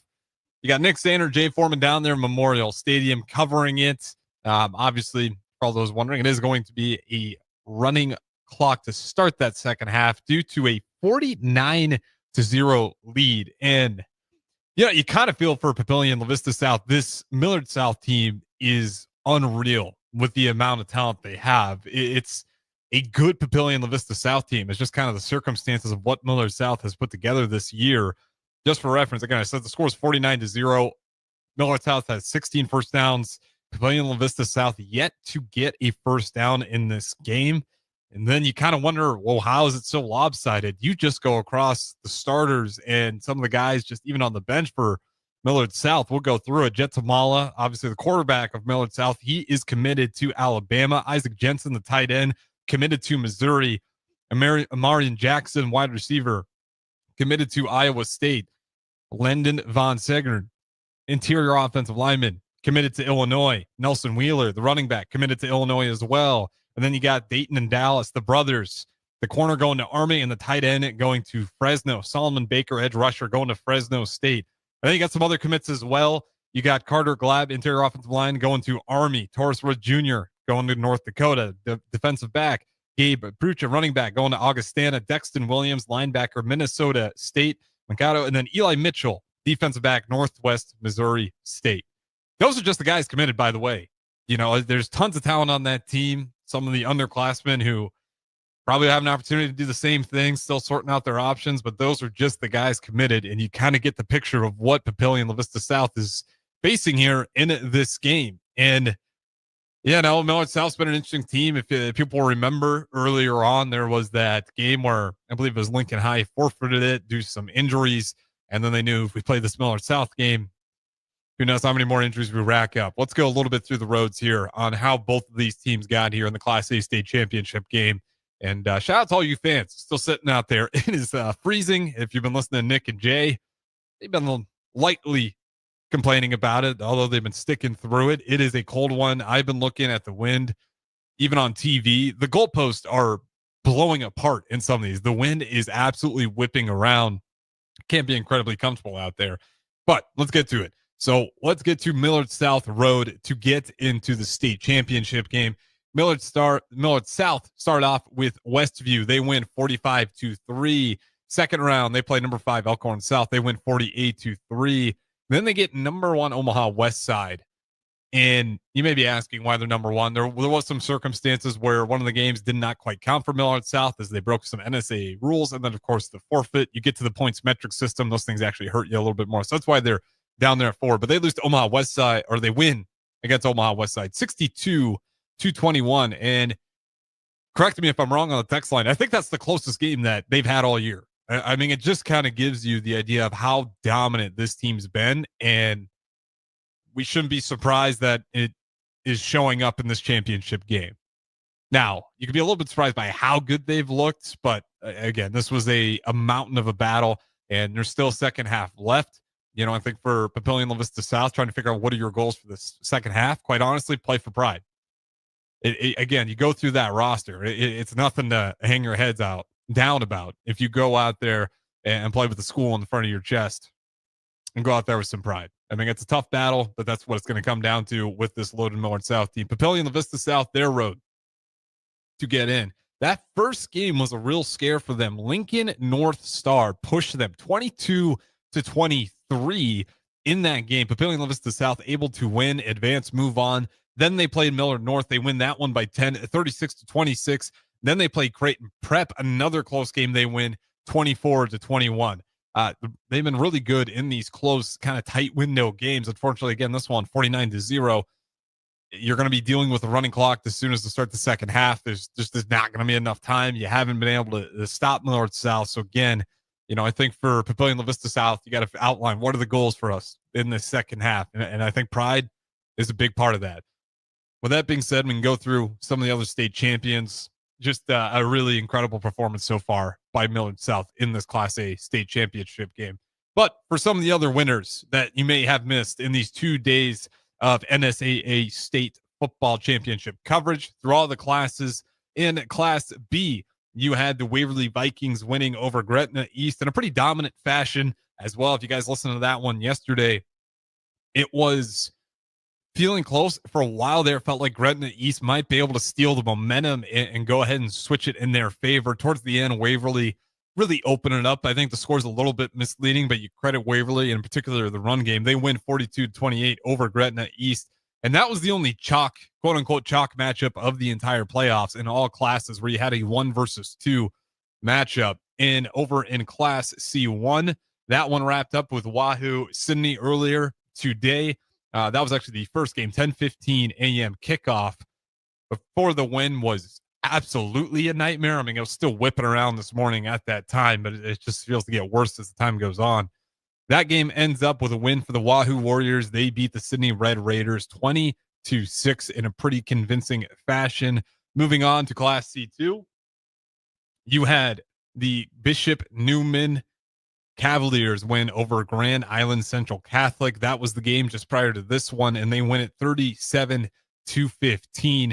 Over in Class D1, the championship was the Sandy Creek Cougars, who were able to take down Crofton in a pretty convincing fashion. They win by 40, 26-66. Over in Class D2, you had the Why Not Blue Devils winning over St. Mary's in the highest scoring affair so far out of all these games. If you're just tallying up both teams' points, 71-60. Yes, those are football scores, not basketball scores. Why Not Blue Devils win it for Class D2.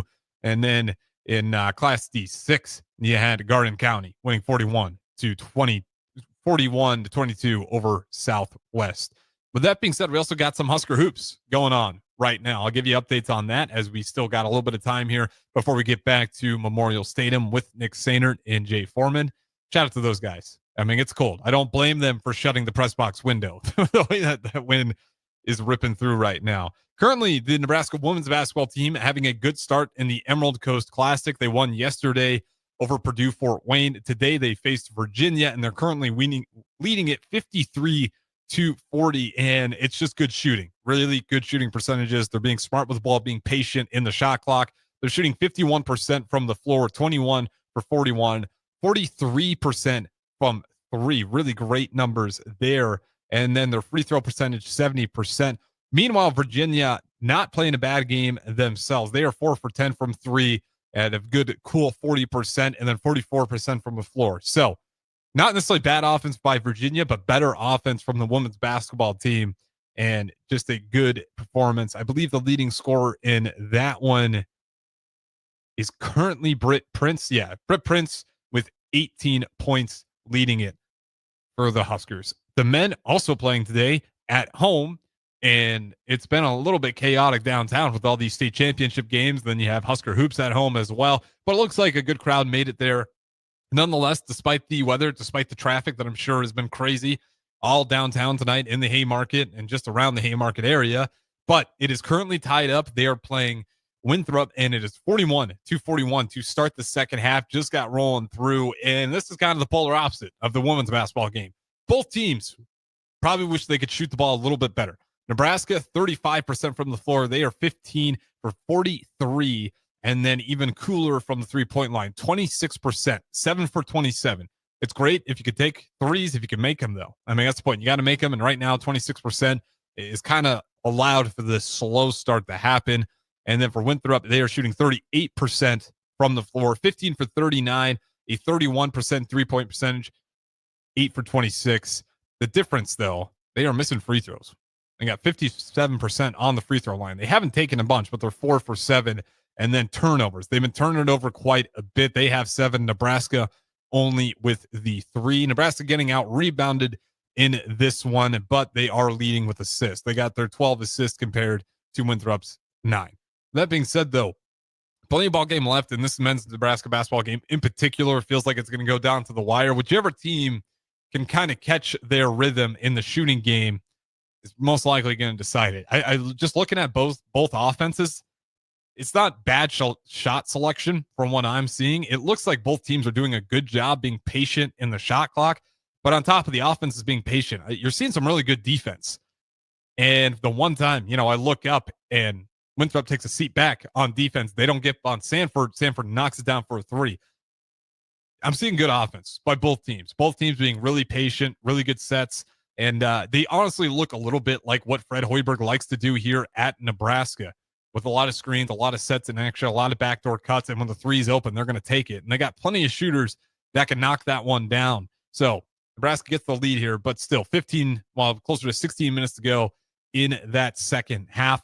Should be an exciting finish the way this one's playing out. Again, I kind of like the way both teams are playing here. The shooting numbers would say these teams are playing out a system. They're taking bad shots. They're rushing into the shot clock.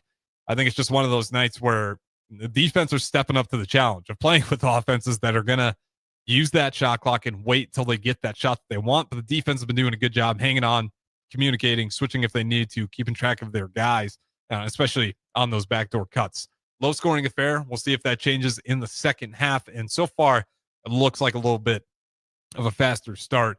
And of course, the woman still with the lead, 55-40 in that third quarter. So you got a couple Nebraska men's basketball games going on right now. And then, of course, you got a loaded week as well. Friday, we got football coverage on top of volleyball coverage. Saturday, we have Nebraska men's basketball coverage on top of some more volleyball coverage as they get Penn State and then Ohio State to wrap up the year as it's coming down the line. And they're sitting there hoping to finish the season undefeated. Nebraska volleyball, that is. And then it's just a matter of time of getting to postseason play. SEC's having a conference tournament this year, as me and DP talked about last night. So that will shake things up. Currently, it is Kentucky and Texas in the volleyball SEC championship game. And that winner of that game will have a lot of weight on how the seedings are going to go. Some could argue maybe the Big Ten should have a volleyball conference tournament to the end of the year, but currently it does not have one. And I wouldn't be surprised if they've never had one. That being said, real quickly, we'll give you some more updates on the Class A state championship game between number 4, Millard South, number 3, Papillion La Vista, before we go ahead and throw it to another break again. And it's 49-0. 16 first downs for Millard South, 0 for Papillion La Vista South. And, the things you're seeing is Papillion La Vista South has really had some opportunities, maybe not to go ahead and take the lead and run away with the game, but early on, they had an opportunity for an interception, good, attempt to block the pass. I'm sure you wish you could have that one back. You get an interception there, you steal a little bit of momentum.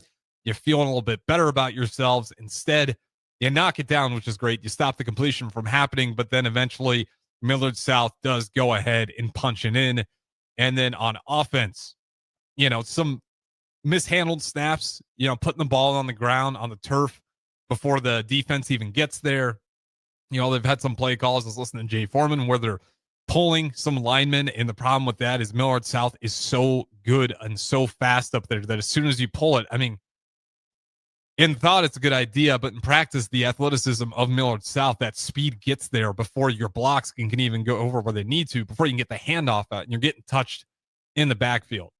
Easier said than done, because it feels like right now Millard South can stop any kind of offensive attempt and counter anything that they're trying to do.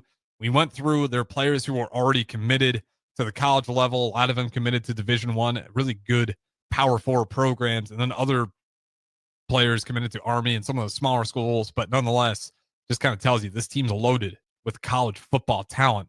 And again, I don't think it's a bad Papillion La Vista South team. I think it's just unfortunate. This might be one of the best teams to just flat out come out of the state of Nebraska. That's not the 95 Husker team. It's incredible, the collective talent they've put together. And, you credit the coaching staff as well. I know there's a lot of talk about, well, it's just the players. They got all the best players. Part of that's true. Part of it, it looks like a well-coached team. Despite having talent, doesn't look like they just lean on the talent to do everything for them. They're being really methodical about how they're calling their plays, and they've gotten to a point now where they're even getting some of the bench involved in there as well. So for Papillion La Vista South, I think that you just got to do everything you can to not hurt yourself. This is a good team, and if you hurt yourself, they are going to pounce on that opportunity, and you're going to look up, and they're going to have another touchdown before you know it. You got to make sure to take care of it. And if you get an opportunity, like when Smala threw a bad ball, that should have been a pick, you got to take that one and make them pay for their own mistakes. Right now, they just look incredibly comfortable. Nothing's really shaking them. They've been on rhythm all night long. And I think that's the goal for Papillion La Vista South. Find some ways. Don't hurt yourself. And see if you can steal a little bit of momentum. You've had some opportunities. You just got to convert on them. With that being said, We will go ahead, throw it to break. On the other side, you will be joined by Nick Sainert and Jay Foreman down there in the Windy Memorial Stadium where the flags are whipping around, and it's a cold one out there. Again, it's the 2025 NSAA Football Class A State Championship game between Millard South leading it 49-0 over Papillion La Vista South. We'll throw it to break here. Like I said, don't go anywhere. You'll be joined back in Memorial Stadium with Nick Sainert, Jay Foreman, calling the game for you, 93.7 The Ticket. A business's phone is the lifeline to its customers and potential clients. That's why it's so important that you can take calls seamlessly from anywhere, whether you're on the road or in the office. Hamilton Business Technologies can help ensure your phone rings wherever you are. We can equip your headquarters and any of its locations with the right tools for smooth, professional call handling. As the official business IT partner of the Huskers, we know how to keep Nebraska businesses connected. Learn more at hamiltonisbusiness.com. Things that impair you come in many different shapes and sizes. Some are the shape of beer and liquor bottles. Others look like cigarettes but aren't cigarettes at all. These are the things we know impair us, the things our parents warned us about. What we're not always aware of is our new prescription, or the over-the-counter medicine we picked up just for allergies or a bad cold. See, it doesn't just matter how much of a substance you take. If you are impaired, driving is deceptively dangerous. Don't drive impaired. Paid for by the NDOT Highway Safety Office. Ready to score big with your projects? Look no further than Edward Stone, the MVP of natural stone for over 2 decades. Edward Stone is cranking out over 30,000 square feet every week and offers a winning lineup of over 70 quality natural veneer stone selections. Their unbeatable variety and experienced team will ensure your project is a success, whether it's a home renovation or a commercial build. And hey, they're not just about stone. They've got an all-star lineup of fireplaces, cast stone, brick, and much more. Swing by one of their locations in Lincoln or Omaha today and experience the Edward Stone difference, your reliable choice for over 20 years. At Doane University, we build leaders, and that means your success and achievements come first. Now is the time to get a glimpse into living and learning at Doane University through a personalized in-person or virtual visit. We know once you experience Doane, you'll see why it's a place where you can achieve your goals and shape your future. Schedule your personal campus visit today at doane.edu/visit. At Jimmy John's, we don't make sandwiches. We make the sandwich of sandwiches. We use fresh veggies because we don't hate salads. We just feel bad for them. We make our sandwiches exactly how you want because you're the one who's eating it. And we bake bread all day, every day because stale bread isn't bread. It's croutons. Sandwich history is written by the victors. Good thing we have legible handwriting. Jimmy John's, the sandwich of sandwiches. Order pickup or delivery on the app. With UBT, you've got total control over your money. Like Doug, who runs his game day tailgate like a well-oiled machine. I got burgers, brats, chicken, dogs, plus all the fixins. And with the UBT Go app, I can track my food spending from anywhere. Pro move. They don't call me Grill Sergeant for nothing. No matter your goals, UBT helps you feel good about reaching them. Union Bank and Trust, member FDIC. Things that impair you come in many different shapes and sizes. Some are the shape of beer and liquor bottles. Others look like cigarettes but aren't cigarettes at all. These are the things we know impair us, the things our parents warned us about. What we're not always aware of is our new prescription, or the over-the-counter medicine we picked up just for allergies or a bad cold. See, it doesn't just matter how much of a substance you take. If you are impaired, driving is deceptively dangerous. Don't drive impaired. Paid for by the NDOT Highway Safety Office.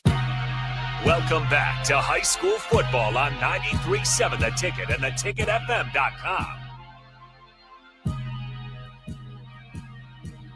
Welcome back into Memorial Stadium as we get ready for the start of the second half here between Millard South and Papillion La Vista South here in the Class A state championship game, a game that has been dominated by Millard South. 49-0 is the score here as the Titans of Papillion La Vista South will get the ball to start quarter number 3, and they got to do something.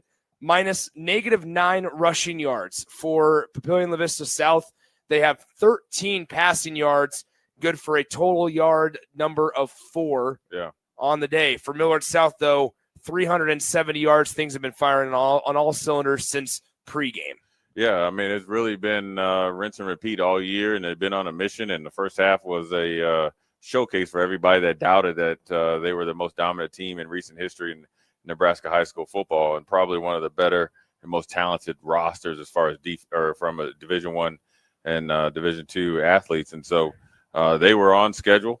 Even when they got a little bit of pressure and back down to fourth down, they found a way to do it. Then they turned around and made a huge play on special teams with the block punt by one of the starters. And so the standard is the standard, and they are a good look-see into what can happen when you get a goal in your mind at a very young age. So in that first half, Jet Tamala, the Alabama Crimson Tide commit, 12 of 16, 243 passing yards, 7 touchdowns. He did have the 1 interception, and it's certainly been a game for this Millard South team. Gabe Pruka on the ground, 11 carries, 83 yards. Nelson Wheeler, 10 carries, 44 yards. Amarion Jackson, 5 catches, 104 receiving yards, 2 touchdowns. Owen Zeck, 3 catches on 3 targets for 112 yards and 3 touchdowns. Isaac Jensen, 1 catch, 1 touchdown. Gabe Pruka, 1 catch, 1 touchdown. It's been, multiple people that have hurt Papio South here today. Yeah, you don't have one person or one group of skill position players that you can probably hone in on. Mm-hmm. Anybody and everybody is equal opportunists, and so that's what makes Jet Tamala. I think Jet Tamala has the most passing touchdowns and most passing yards in Nebraska high school history as well.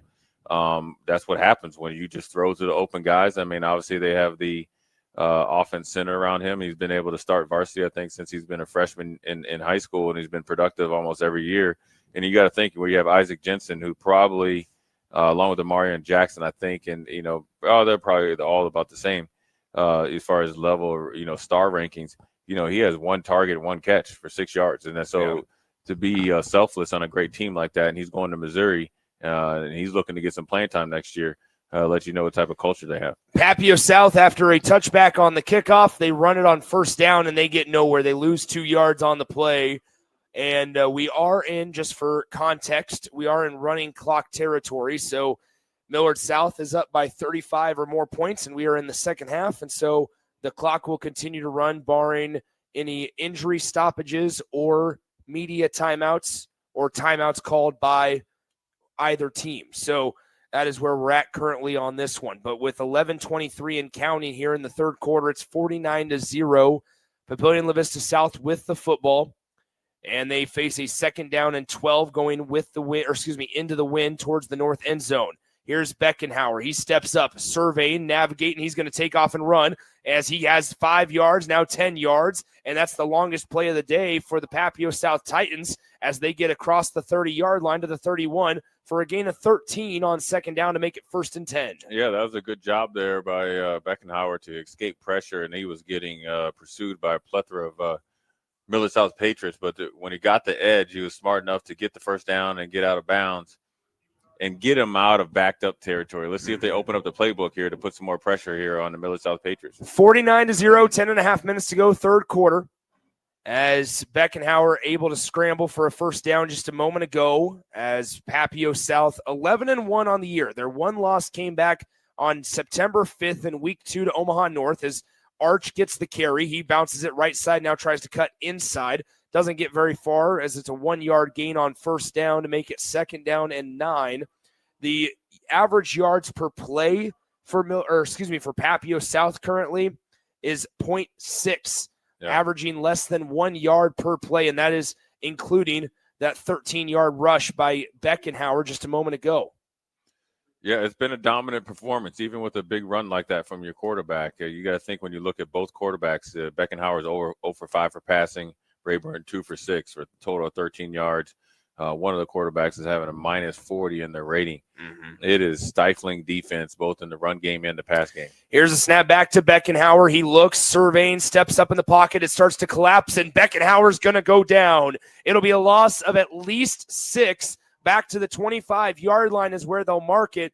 And so it's going to be 3rd down and 16 coming up with 9:20 to go in the third quarter with the ball on the 25-yard line for Papillion La Vista South. Yeah, Easton Vallada came up from the left side of the defensive line really with a dip and rip move, and came back and countered when the quarterback stepped up, and along with everybody else and Henry Zeba going to Kearney. That is a really good defensive line, well coached and disciplined.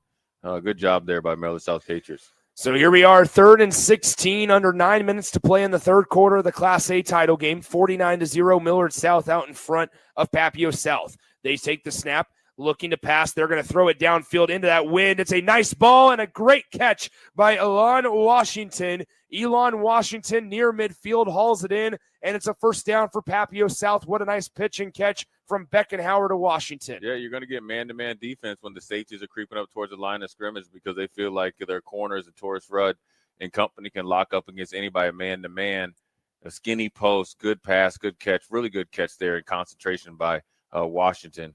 About the midfield range. That was also a really nice. There's a penalty flag on the play as well late, and it goes against Millard South, and so I think this is going to take it 15 yards farther down the field, and I think they did get a roughing the passer on Millard South, and so that was late and high as we see the replay. So add on another 15 yards, makes it 1st and 10 at the Millard South 36-yard line with 8:15 to play in the third. Yeah, Solomon Baker was about 2 or 3 steps too late, hitting Breckenhauer, and they had to pay the price there. Beckenhauer pass far sideline. It's out of reach. Good coverage on the play there as Millard South forces the incompletion. I believe in coverage for the Millard South Patriots, it was number 3, Deshaun Prince, the senior defensive back. And so that brings up 2nd down and 10 from the 36-yard line of Millard South. It's the first time that Papio South has been able to be in Millard South territory, as on the day they only have 3 first downs, and they've gotten 2 of them here on this drive.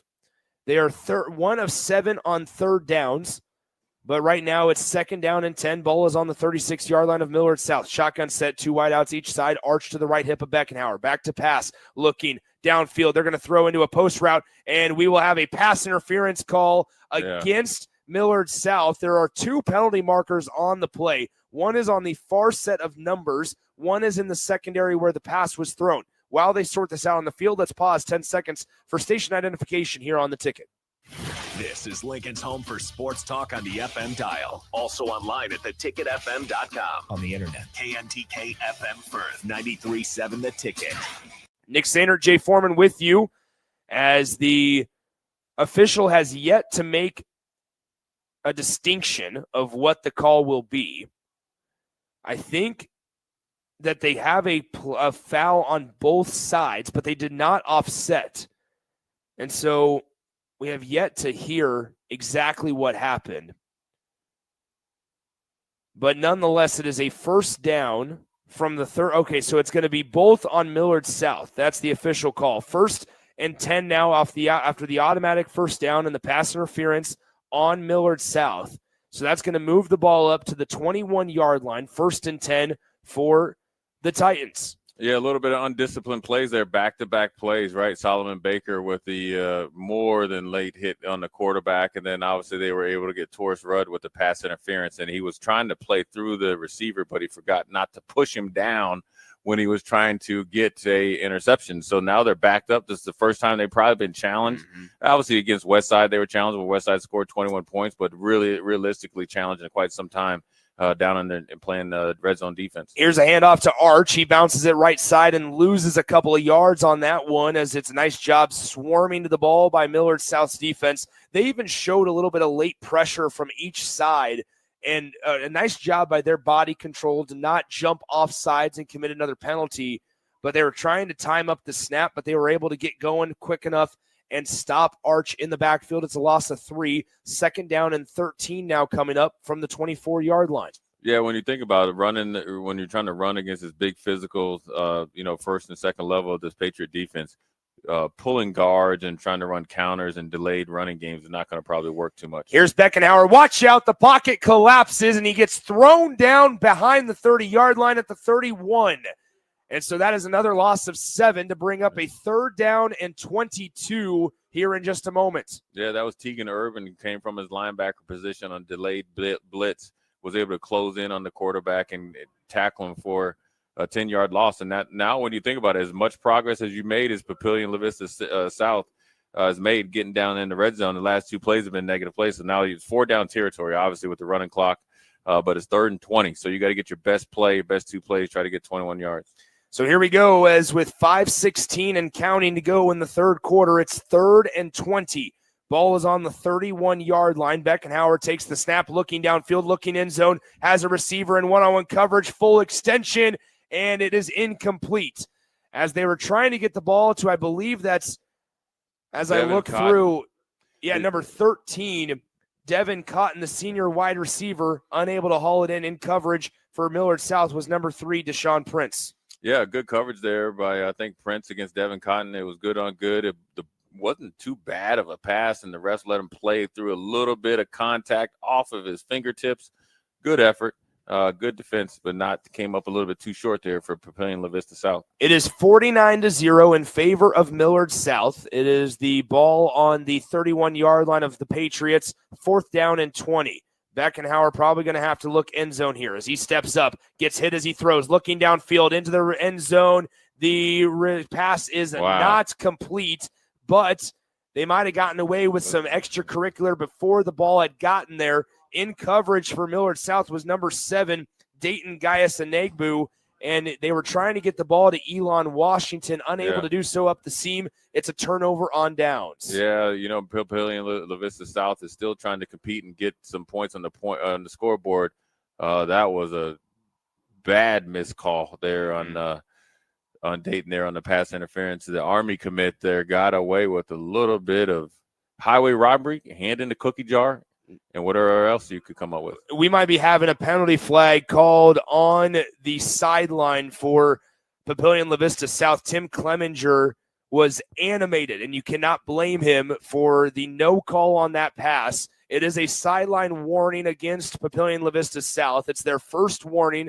The far sideline official was the one who threw it. He's still getting an earful from Tim Clemenger as he's the one who has to stand on that sideline right by the head coach of Papillion La Vista South. He's going to be the one that falls on the knife. But nonetheless, it's 1st and 10 from the 31-yard line of Millard South as the Patriots get the ball. They turn, they hand it off on 1st down. Here is Nelson Wheeler. He gets driven back. Number 4, Cole Lemp, the senior defensive back, was in on the stop for the Titans. Good job of a nickel blitz there by Papillion La Vista South, and Cole came in and was able to tackle Nelson Wheeler. They are doing a better job of reestablishing a line of scrimmage with their defensive front against Millard South. Millard South is playing with a little bit higher pad level than they had earlier in the game. And from the second quarter on, I think that they've done a better job of stopping the run and obviously frustrated Nelson Wheeler a little bit, even with the results of that run. We have a timeout on the field called by Millard South. We'll step aside, come back in 60 seconds here on 93.7 The Ticket. With UBT, you've got total control over your money. Like Doug, who runs his game day tailgate like a well-oiled machine. I got burgers, brats, chicken, dogs, plus all the fixins. And with the UBT Go app, I can track my food spending from anywhere. Pro move. They don't call me Grill Sergeant for nothing. No matter your goals, UBT helps you feel good about reaching them. Union Bank and Trust. Member FDIC. If you're a homeowner or a business owner, you have a lot of projects, and no one has an unlimited budget or time. Sunbelt Rentals makes all jobs less stressful with no need to purchase large equipment or hire a crew. You can do it yourself with rentals in everything from aerators and power rakes for spring yard work to stump grinders, concrete mixers, tile saws, and more. Check out their inventory in Lincoln, north of Cornhusker Highway on 56th Street, or online at sunbeltrentals.com. Now back to high school football on 93.7 The Ticket and theticketfm.com. Nick Sainer, Jay Foreman back with you from Memorial Stadium as we are over halfway through the third quarter, 2:56 to play in quarter number 3. 49-0 is your score. 2nd down and 10 coming up for Millard South here. Ball on the 31-yard line of the Patriots as they are continuing to dominate in today's game. They're up by 7 touchdowns. Tamala back to pass, getting pressure up the middle. Now spins around, steps up. He goes down. For the first time today, Papillion La Vista South sacks Jet Tamala, and it's way back at the 20-yard line. and it's going to bring up third down and about 21 yards to go. Yeah, I think that the message at halftime by Coach Clemenger was to go out there and have fun and let it all hang out, and I think it's really loosened up this Papillion La Vista South defense. They did a really good job against the run, as we saw. Got them behind the chains. They were able to play that deep zone that really stymies their deep passing attack, and the pass rushers with second effort got Jet Tamala on the ground. It is 3rd and 21 from the 20-yard line. Tamala in the shotgun set with Wheeler off his right hip, 3 wide outs to the near side, 1 to the top on the far sideline, standing on the numbers. Here's Tamala looking that left side, throwing downfield. It's a back shoulder throw. It's hauled in right past the chains for a first down up across the 40 to the 45-yard line. And there it is, number 88, Dallas Gaius-Enegbu with the catch and enough for a Millard South first down. 1st and 10 at their own 45-yard line. Yeah, just like that, a back shoulder fade, and I would say they look really real comfortable without even second guessing. They know where they're going to place the ball, and they trust the receivers to catch it. Here's Nelson Wheeler on first down. Somehow skirts through a small hole on that left side. He's driven out of bounds near midfield at the 50.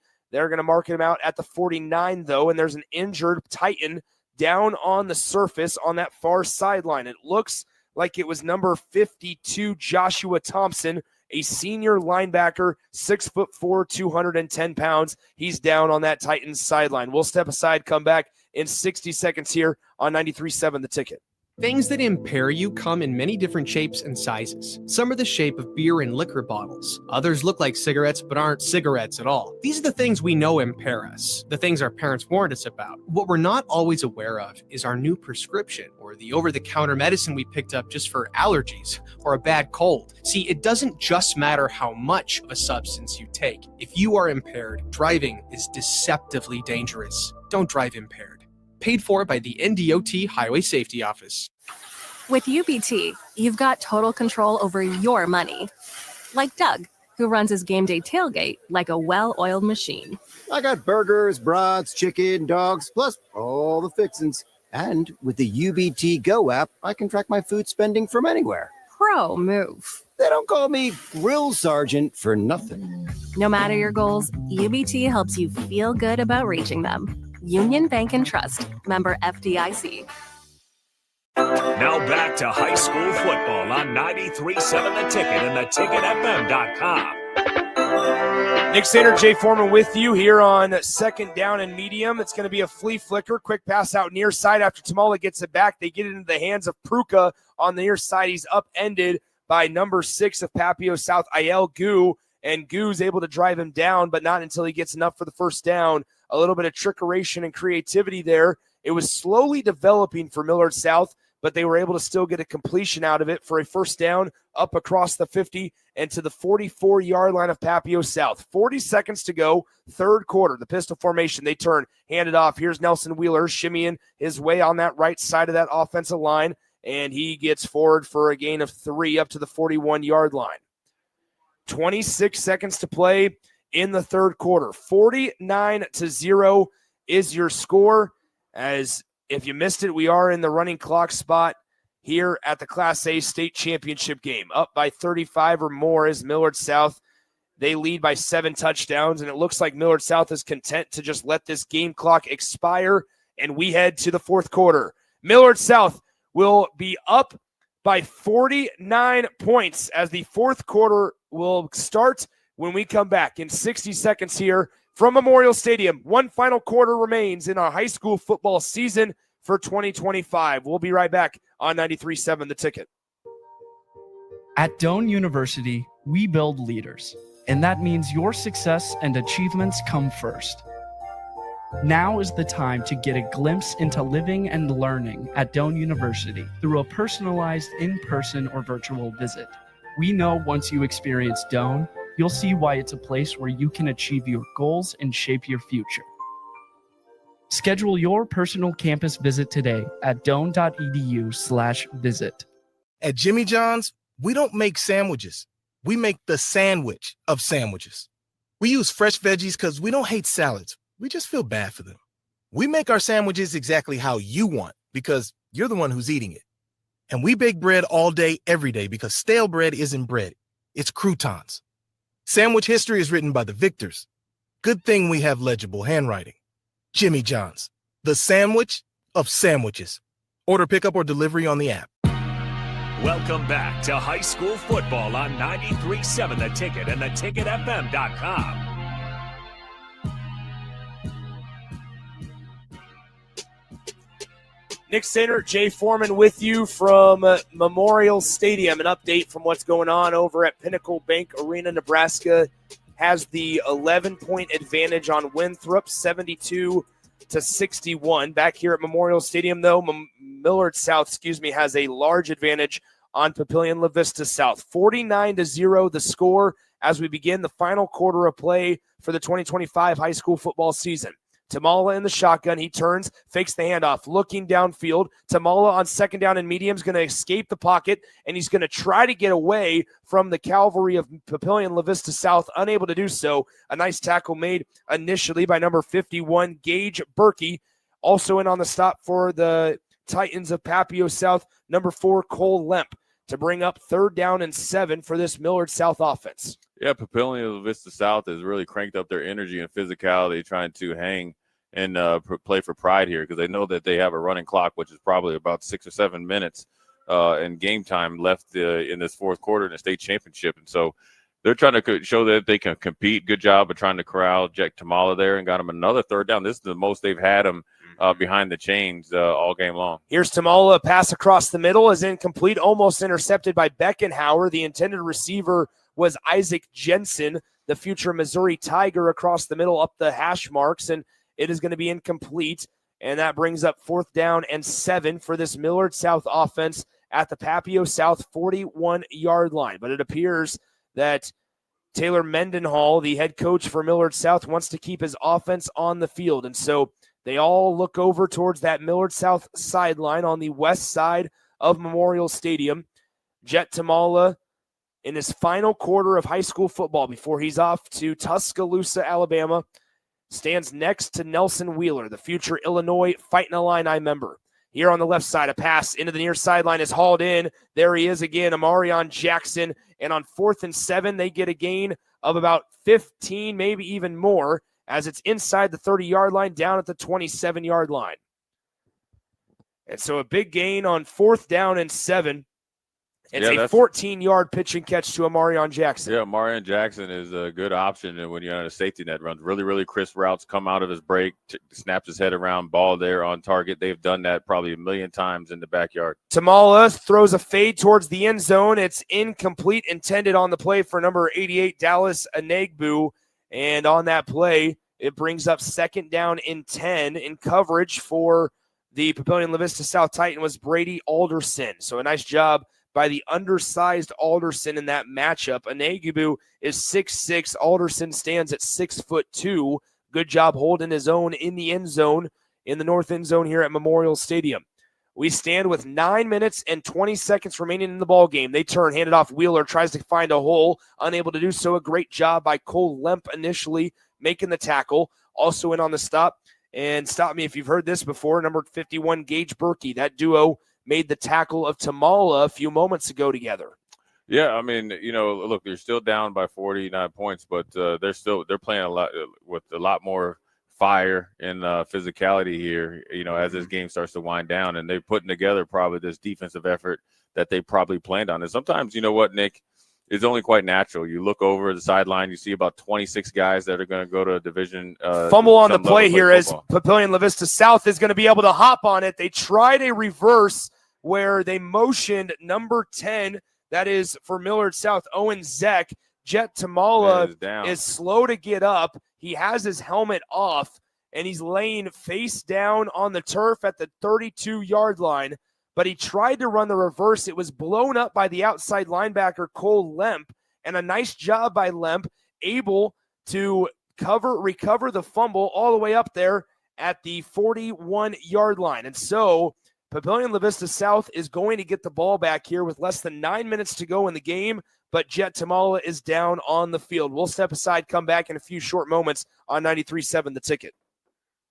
Ready to score big with your projects? Look no further than Edward Stone, the MVP of natural stone for over 2 decades. Edward Stone is cranking out over 30,000 square feet every week and offers a winning lineup of over 70 quality natural veneer stone selections. Their unbeatable variety and experienced team will ensure your project is a success, whether it's a home renovation or a commercial build. And hey, they're not just about stone. They've got an all-star lineup of fireplaces, cast stone, brick, and much more. Swing by one of their locations in Lincoln or Omaha today and experience the Edward Stone difference, your reliable choice for over 20 years. Now back to high school football on 93.7 The Ticket and theticketfm.com. Back in Memorial Stadium, the site for the Class A state championship game. Nick Sainert, Jay Foreman with you. Thanks to Harrison Arns and the entire crew back in our 93.7 The Ticket studios over these last 2 days, filling the airtime and pushing all the buttons back in our studios, 1040 O Street. Appreciate you guys listening, whether it's on the FM dial, the mobile app, or on our Starter Heyman Jewelers live video stream. Papillion La Vista South takes over. They're going to turn to Rayborn at quarterback here in the fourth quarter with 8 minutes and 27 seconds on the game clock. Shotgun snap. They turn. It's a reverse. It's Washington back to Rayborn. He's looking downfield into triple coverage. It's almost hauled in by Papillion La Vista South wide receiver Devin Cotton as it was floated over the triple coverage for Millard South, but it was just out of the outstretched arm of Cotton, and it's going to bring up 2nd down and 10. Yeah, a little flea flicker here, and you know what? All 3 Millard South defenders were going for an interception, and they misjudged the ball. They got lucky there because Cotton was behind all 3 defenders. That reminds you of the Michigan game, the Hail Mary for Ja'Cory Barney, where you don't play that deep ball that's stuck up in the air. You have to really track the ball, and you got to time it when it comes down from his apex. So here we go. 2nd down and 10 for Papillion La Vista South on their own 43-yard line. Fumble on the snap. Now the pocket collapses. Rayborn trying to just stay on top of that football, and he does so successfully all the way back at the 38-yard line. Yeah, Urban came on a linebacker blitz again and was able to get to the quarterback after he fumbled the snap.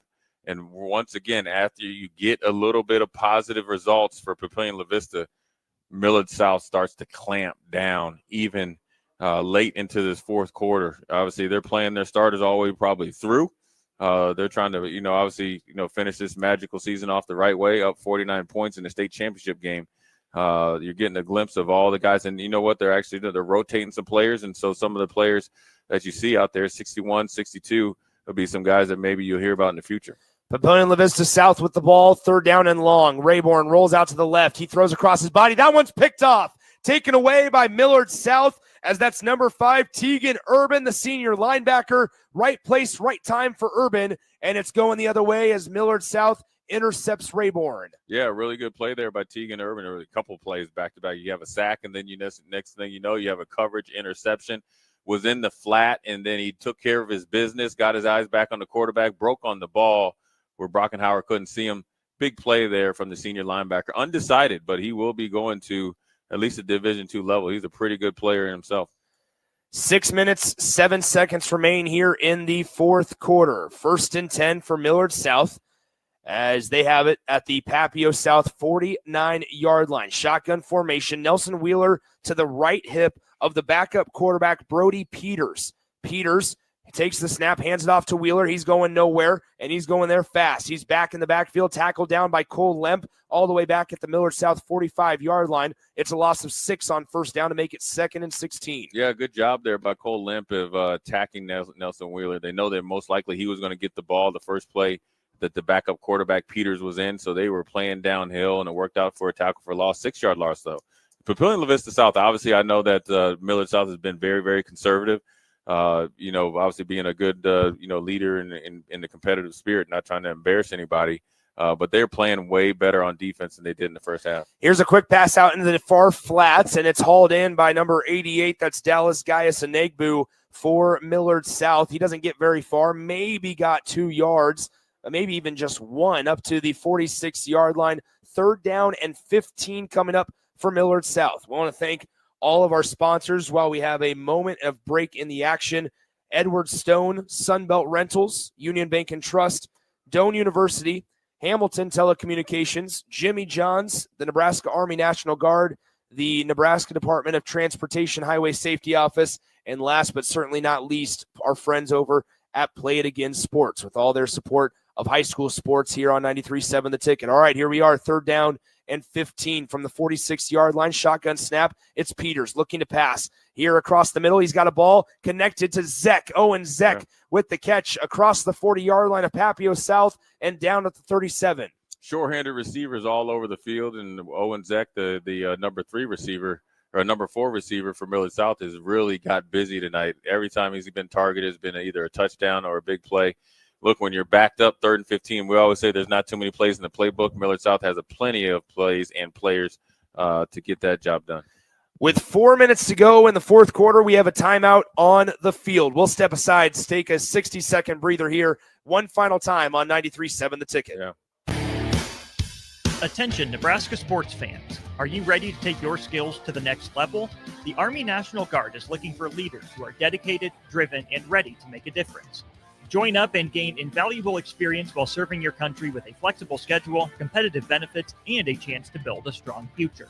Learn more at nationalguard.com/Nebraska. Live here, serve here. The Nebraska Army National Guard. Guard the good life. If you're a homeowner or a business owner, you have a lot of projects, and no one has an unlimited budget or time. Sunbelt Rentals makes all jobs less stressful with no need to purchase large equipment or hire a crew. You can do it yourself with rentals and everything from aerators and power rakes for spring yard work to stump grinders, concrete mixers, tile saws, and more. Check out their inventory in Lincoln, north of Cornhusker Highway on 56th Street, or online at sunbeltrentals.com. Now back to high school football on 93.7 The Ticket and theticketfm.com. Nick Sander, Jay Foreman back with you here as Millard South has pulled all of their starters. Brody Peters escaping the pocket on 1st down, throwing across the middle. It's incomplete, intended for the receiver, number 13, Canyon Barron, the junior wideout, and it's incomplete for him. Peters, a freshman quarterback, number 17, 6'1", 170 pounds, ready to take the reins over next year as Jet Tamala's on his way out the door, and to Tuscaloosa he goes. 2nd down and 10 now from the 37-yard line of Papillion La Vista South. Shotgun set, and the backfield will be number 35, Elijah Cox, for Millard South at the running back position. He's lined up to the left. They toss it that way to Cox. He cuts up field and is taken down from behind by Papillion La Vista South, and it will be 3rd down and about 9 coming up for the Millard South offense. 3 minutes, 3 seconds remain here in the 4th quarter of the Class A state championship game. You know, Nick, one of the funny things, you see Dave Fajardo down there warming up as a kicker. My man, your day is done. But before we get into it, and obviously you just give me a second, I just want to read off some names. Landon Von Segren going to Illinois. Nelson Wheeler, Illinois. Carter Glab, Army. Jet Tamala, Bama. Dallas Nyagbu, Fresno State. Dayton Nyagbu, Army. Taurus Rudd, North Dakota. Solomon Baker, Fresno State. Isaac Jensen, Missouri. Amarian Jackson, Iowa State. Eli Mitchell, Northwest Missouri State. Antonio Harris, Augustana. Gabe Pruka, Augustana. MJ Wash, the big defensive end, Pitt State. Jack Ladd, Kearney, number 90. Daxton Williams, Mankato State. Easton Viola, Washburn. Tegan Urban, undecided. And Deshaun Prince, who's a 4-star corner, receiver, safety, undecided as well. Oof. All from Millard South. Yeah. 4th down and 10. Peters back to pass on the 4th down attempt. He rolls out to the right, still looking, still surveying, pass down the field. It's going to be picked off by Beckenhauer. Papillion La Vista South gets a turnover in the late stages of the 4th quarter. It is 1:47 remaining in play, and Millard South turns it over on the interception. Papillion La Vista South will get it back with 1:37 and counting on the clock here in the 4th quarter. There's not too much to be disappointed about if you're on that Millard South sideline, as you are about 90 seconds away from winning the Class A state championship for the 2nd year in a row. Yeah, I mean, they set out a goal a long time ago to be state champs, and obviously they took their lumps and on and off the field, and so you got to give them credit. Even with losing their coach going back to Arizona, they brought in a really good coach in Mendenhall, and he's kept his train rolling and in some ways made it even better. very dominant this year, going down in the history books. And you got to tip your hat to them. They've all decided. I know a lot of those kids from coaching against them in various sports and know a couple parents. I remember, they'd asked me a few times what it takes. And I was like, you got a dream. And they all put together their minds and they went after it. And they've done it the right way. They worked hard. They play hard. And like I said, when you have that many kids that I just ran off 20, all to play as a cohesive team, they got to be wired the right way to do so. Millard South called a timeout on defense so that they could honor all of their seniors and starters as they take them out, and they are exiting the field towards the sideline to a standing ovation below us. It is 1:23 remaining in the fourth quarter, 49-0 Millard South. The ball is on the 22-yard line of Papillion La Vista South. It'll be 1st and 10 here in just a moment. As once again, stick around. Ticket weeknights on 93.7. The Ticket will continue after our conclusion of this game. Nebraska men's basketball just wrapped up a victory over Winthrop to stay undefeated, 7-0. They will play South Carolina Upstate on Saturday before turning their attention to the Creighton Blue Jays. The Creighton Blue Jays lost earlier today to the Iowa State Cyclones to fall to 3-3 overall. But here we are back at Memorial Stadium, 1st and 10 from the 22-yard line for Papio South. Papio South, a couple of minutes away from falling in their second ever state championship game appearance. They're still looking for that elusive state title as Beckenhauer escapes a sack, pass down the field. It's hauled in by the receiver. A nice catch by Brady Alderson on the Millard South sideline as we approach 1:07 remaining in the game. So once again, Millard South will be back-to-back state champions here in just a moment after a dominating effort here tonight at Memorial Stadium. Beckenhauer is still in the game for Papillion La Vista South as the Titans, who lost to Creighton Prep back in the 2013 state championship, will fall and be runner-up for the second time in school history. That pass across the middle intended for Cotton for the Papillion La Vista South Titans is incomplete. It falls and hits the turf, and that brings up 2nd down and 10 with 36 seconds to go in the fourth quarter. One more play here in the Class A state title game. Yeah, for Papillion La Vista South, any other year it probably would have been a more competitive state championship game, but they, obviously accomplished a lot. No need to hang their head. They ran into a buzzsaw, a legendary team, and sometimes it's not your day and not your year. But just like this last play sacked by number 79, Anderson, that's been Millard South all year long. Dominant, physical, and obviously the best team easily in the last 10 or 15 years in their mind in Nebraska. We have a last-second timeout by Papillion La Vista South, I believe. I don't know. They called it with enough time on the clock. Millard South is starting to celebrate. Papillion La Vista South is even starting to line up. But I'm not sure Tim Clemenger is going to let them shake hands just yet. They might have called a timeout with 1 second. It's just a matter of whether or not the official rewards it to them. And it is going to appear that they will get the timeout. Millard South has already started to celebrate on their sideline and on the field. Now they have to clear the field. Tim Clemenger is talking to their team. They have one more play. And now they will say no timeout, it appears. They're going to just go ahead and start the handshake line. Okay, so that's the game. Yeah, what an anticlimactic way to end the Class A state championship game. In Tim Clemenger for Papio South, wanted a timeout. Millard South started to rush the field. Papio South started to handshake as well. And then ultimately, it looked like they were going to reward Papio South with the timeout that they wanted. And in the end, they did not. So Millard South caps off the dominating season. They had the one game that they had to forfeit. That's their one loss on August 29th. But other than that, they were 12-1 this season. They beat teams coming into the game by an average of 64-4, and tonight's 49-0 shutout win in the state championship doesn't change that statistic a whole lot, as it's just been a dominating day for Jet Tamala, who finished 15 of 21 through the air, 288 passing yards, 7 touchdowns, and 1 INT. Star-studded lineup and star-studded results. Yeah, I mean, they've been, you've been hearing about how good they could be this year, and obviously they went out and started in week 0 and went down to Las Vegas and beat the brakes off a team down there, made national news, and came back here, continued the dominance. Had a couple mishaps, as far as the, transfer rules and all that, and had a team forfeit a game against them, so they came in as the 4th seed, and they just buzzsaw.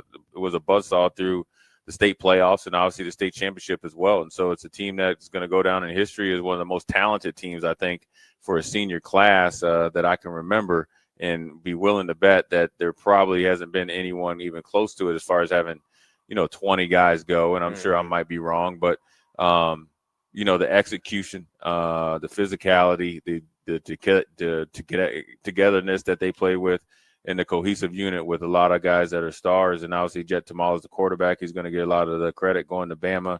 But him and Amarian Jackson, ever since they've been freshmen, have been lighting this football field and scoreboard up. And so that's why they're going to go down as one of the better players in Nebraska history as far as yardages, and obviously 2-time state champion, back-to-back champions. So that'll do it for us here on the 2025 high school football season, as the Millard South Patriots win it in dominating fashion, 49-0. We can't thank you guys enough for tuning in to all 6 state championship games over the last 2 days here from Memorial Stadium on the Ticket. A major thanks to Jake Bachhoven, Harrison Arns, Austin Norman, and the rest of the crew in our 93.7 The Ticket studios for keeping us connected and pushing all the buttons. Thanks to DP, Jake Sorensen, AD, and Terrell Farley for filling all the airtime in between, as well as, once again, a dominating performance from Millard South High School tonight. Your 2025 Class A state champions. We will talk to you next time from Memorial Stadium. But for now, let's send it back to our 93.7 The Ticket studios right after this on 93.7 The Ticket. Things that impair you come in many different shapes and sizes. Some are the shape of beer and liquor bottles. Others look like cigarettes but aren't cigarettes at all. These are the things we know impair us, the things our parents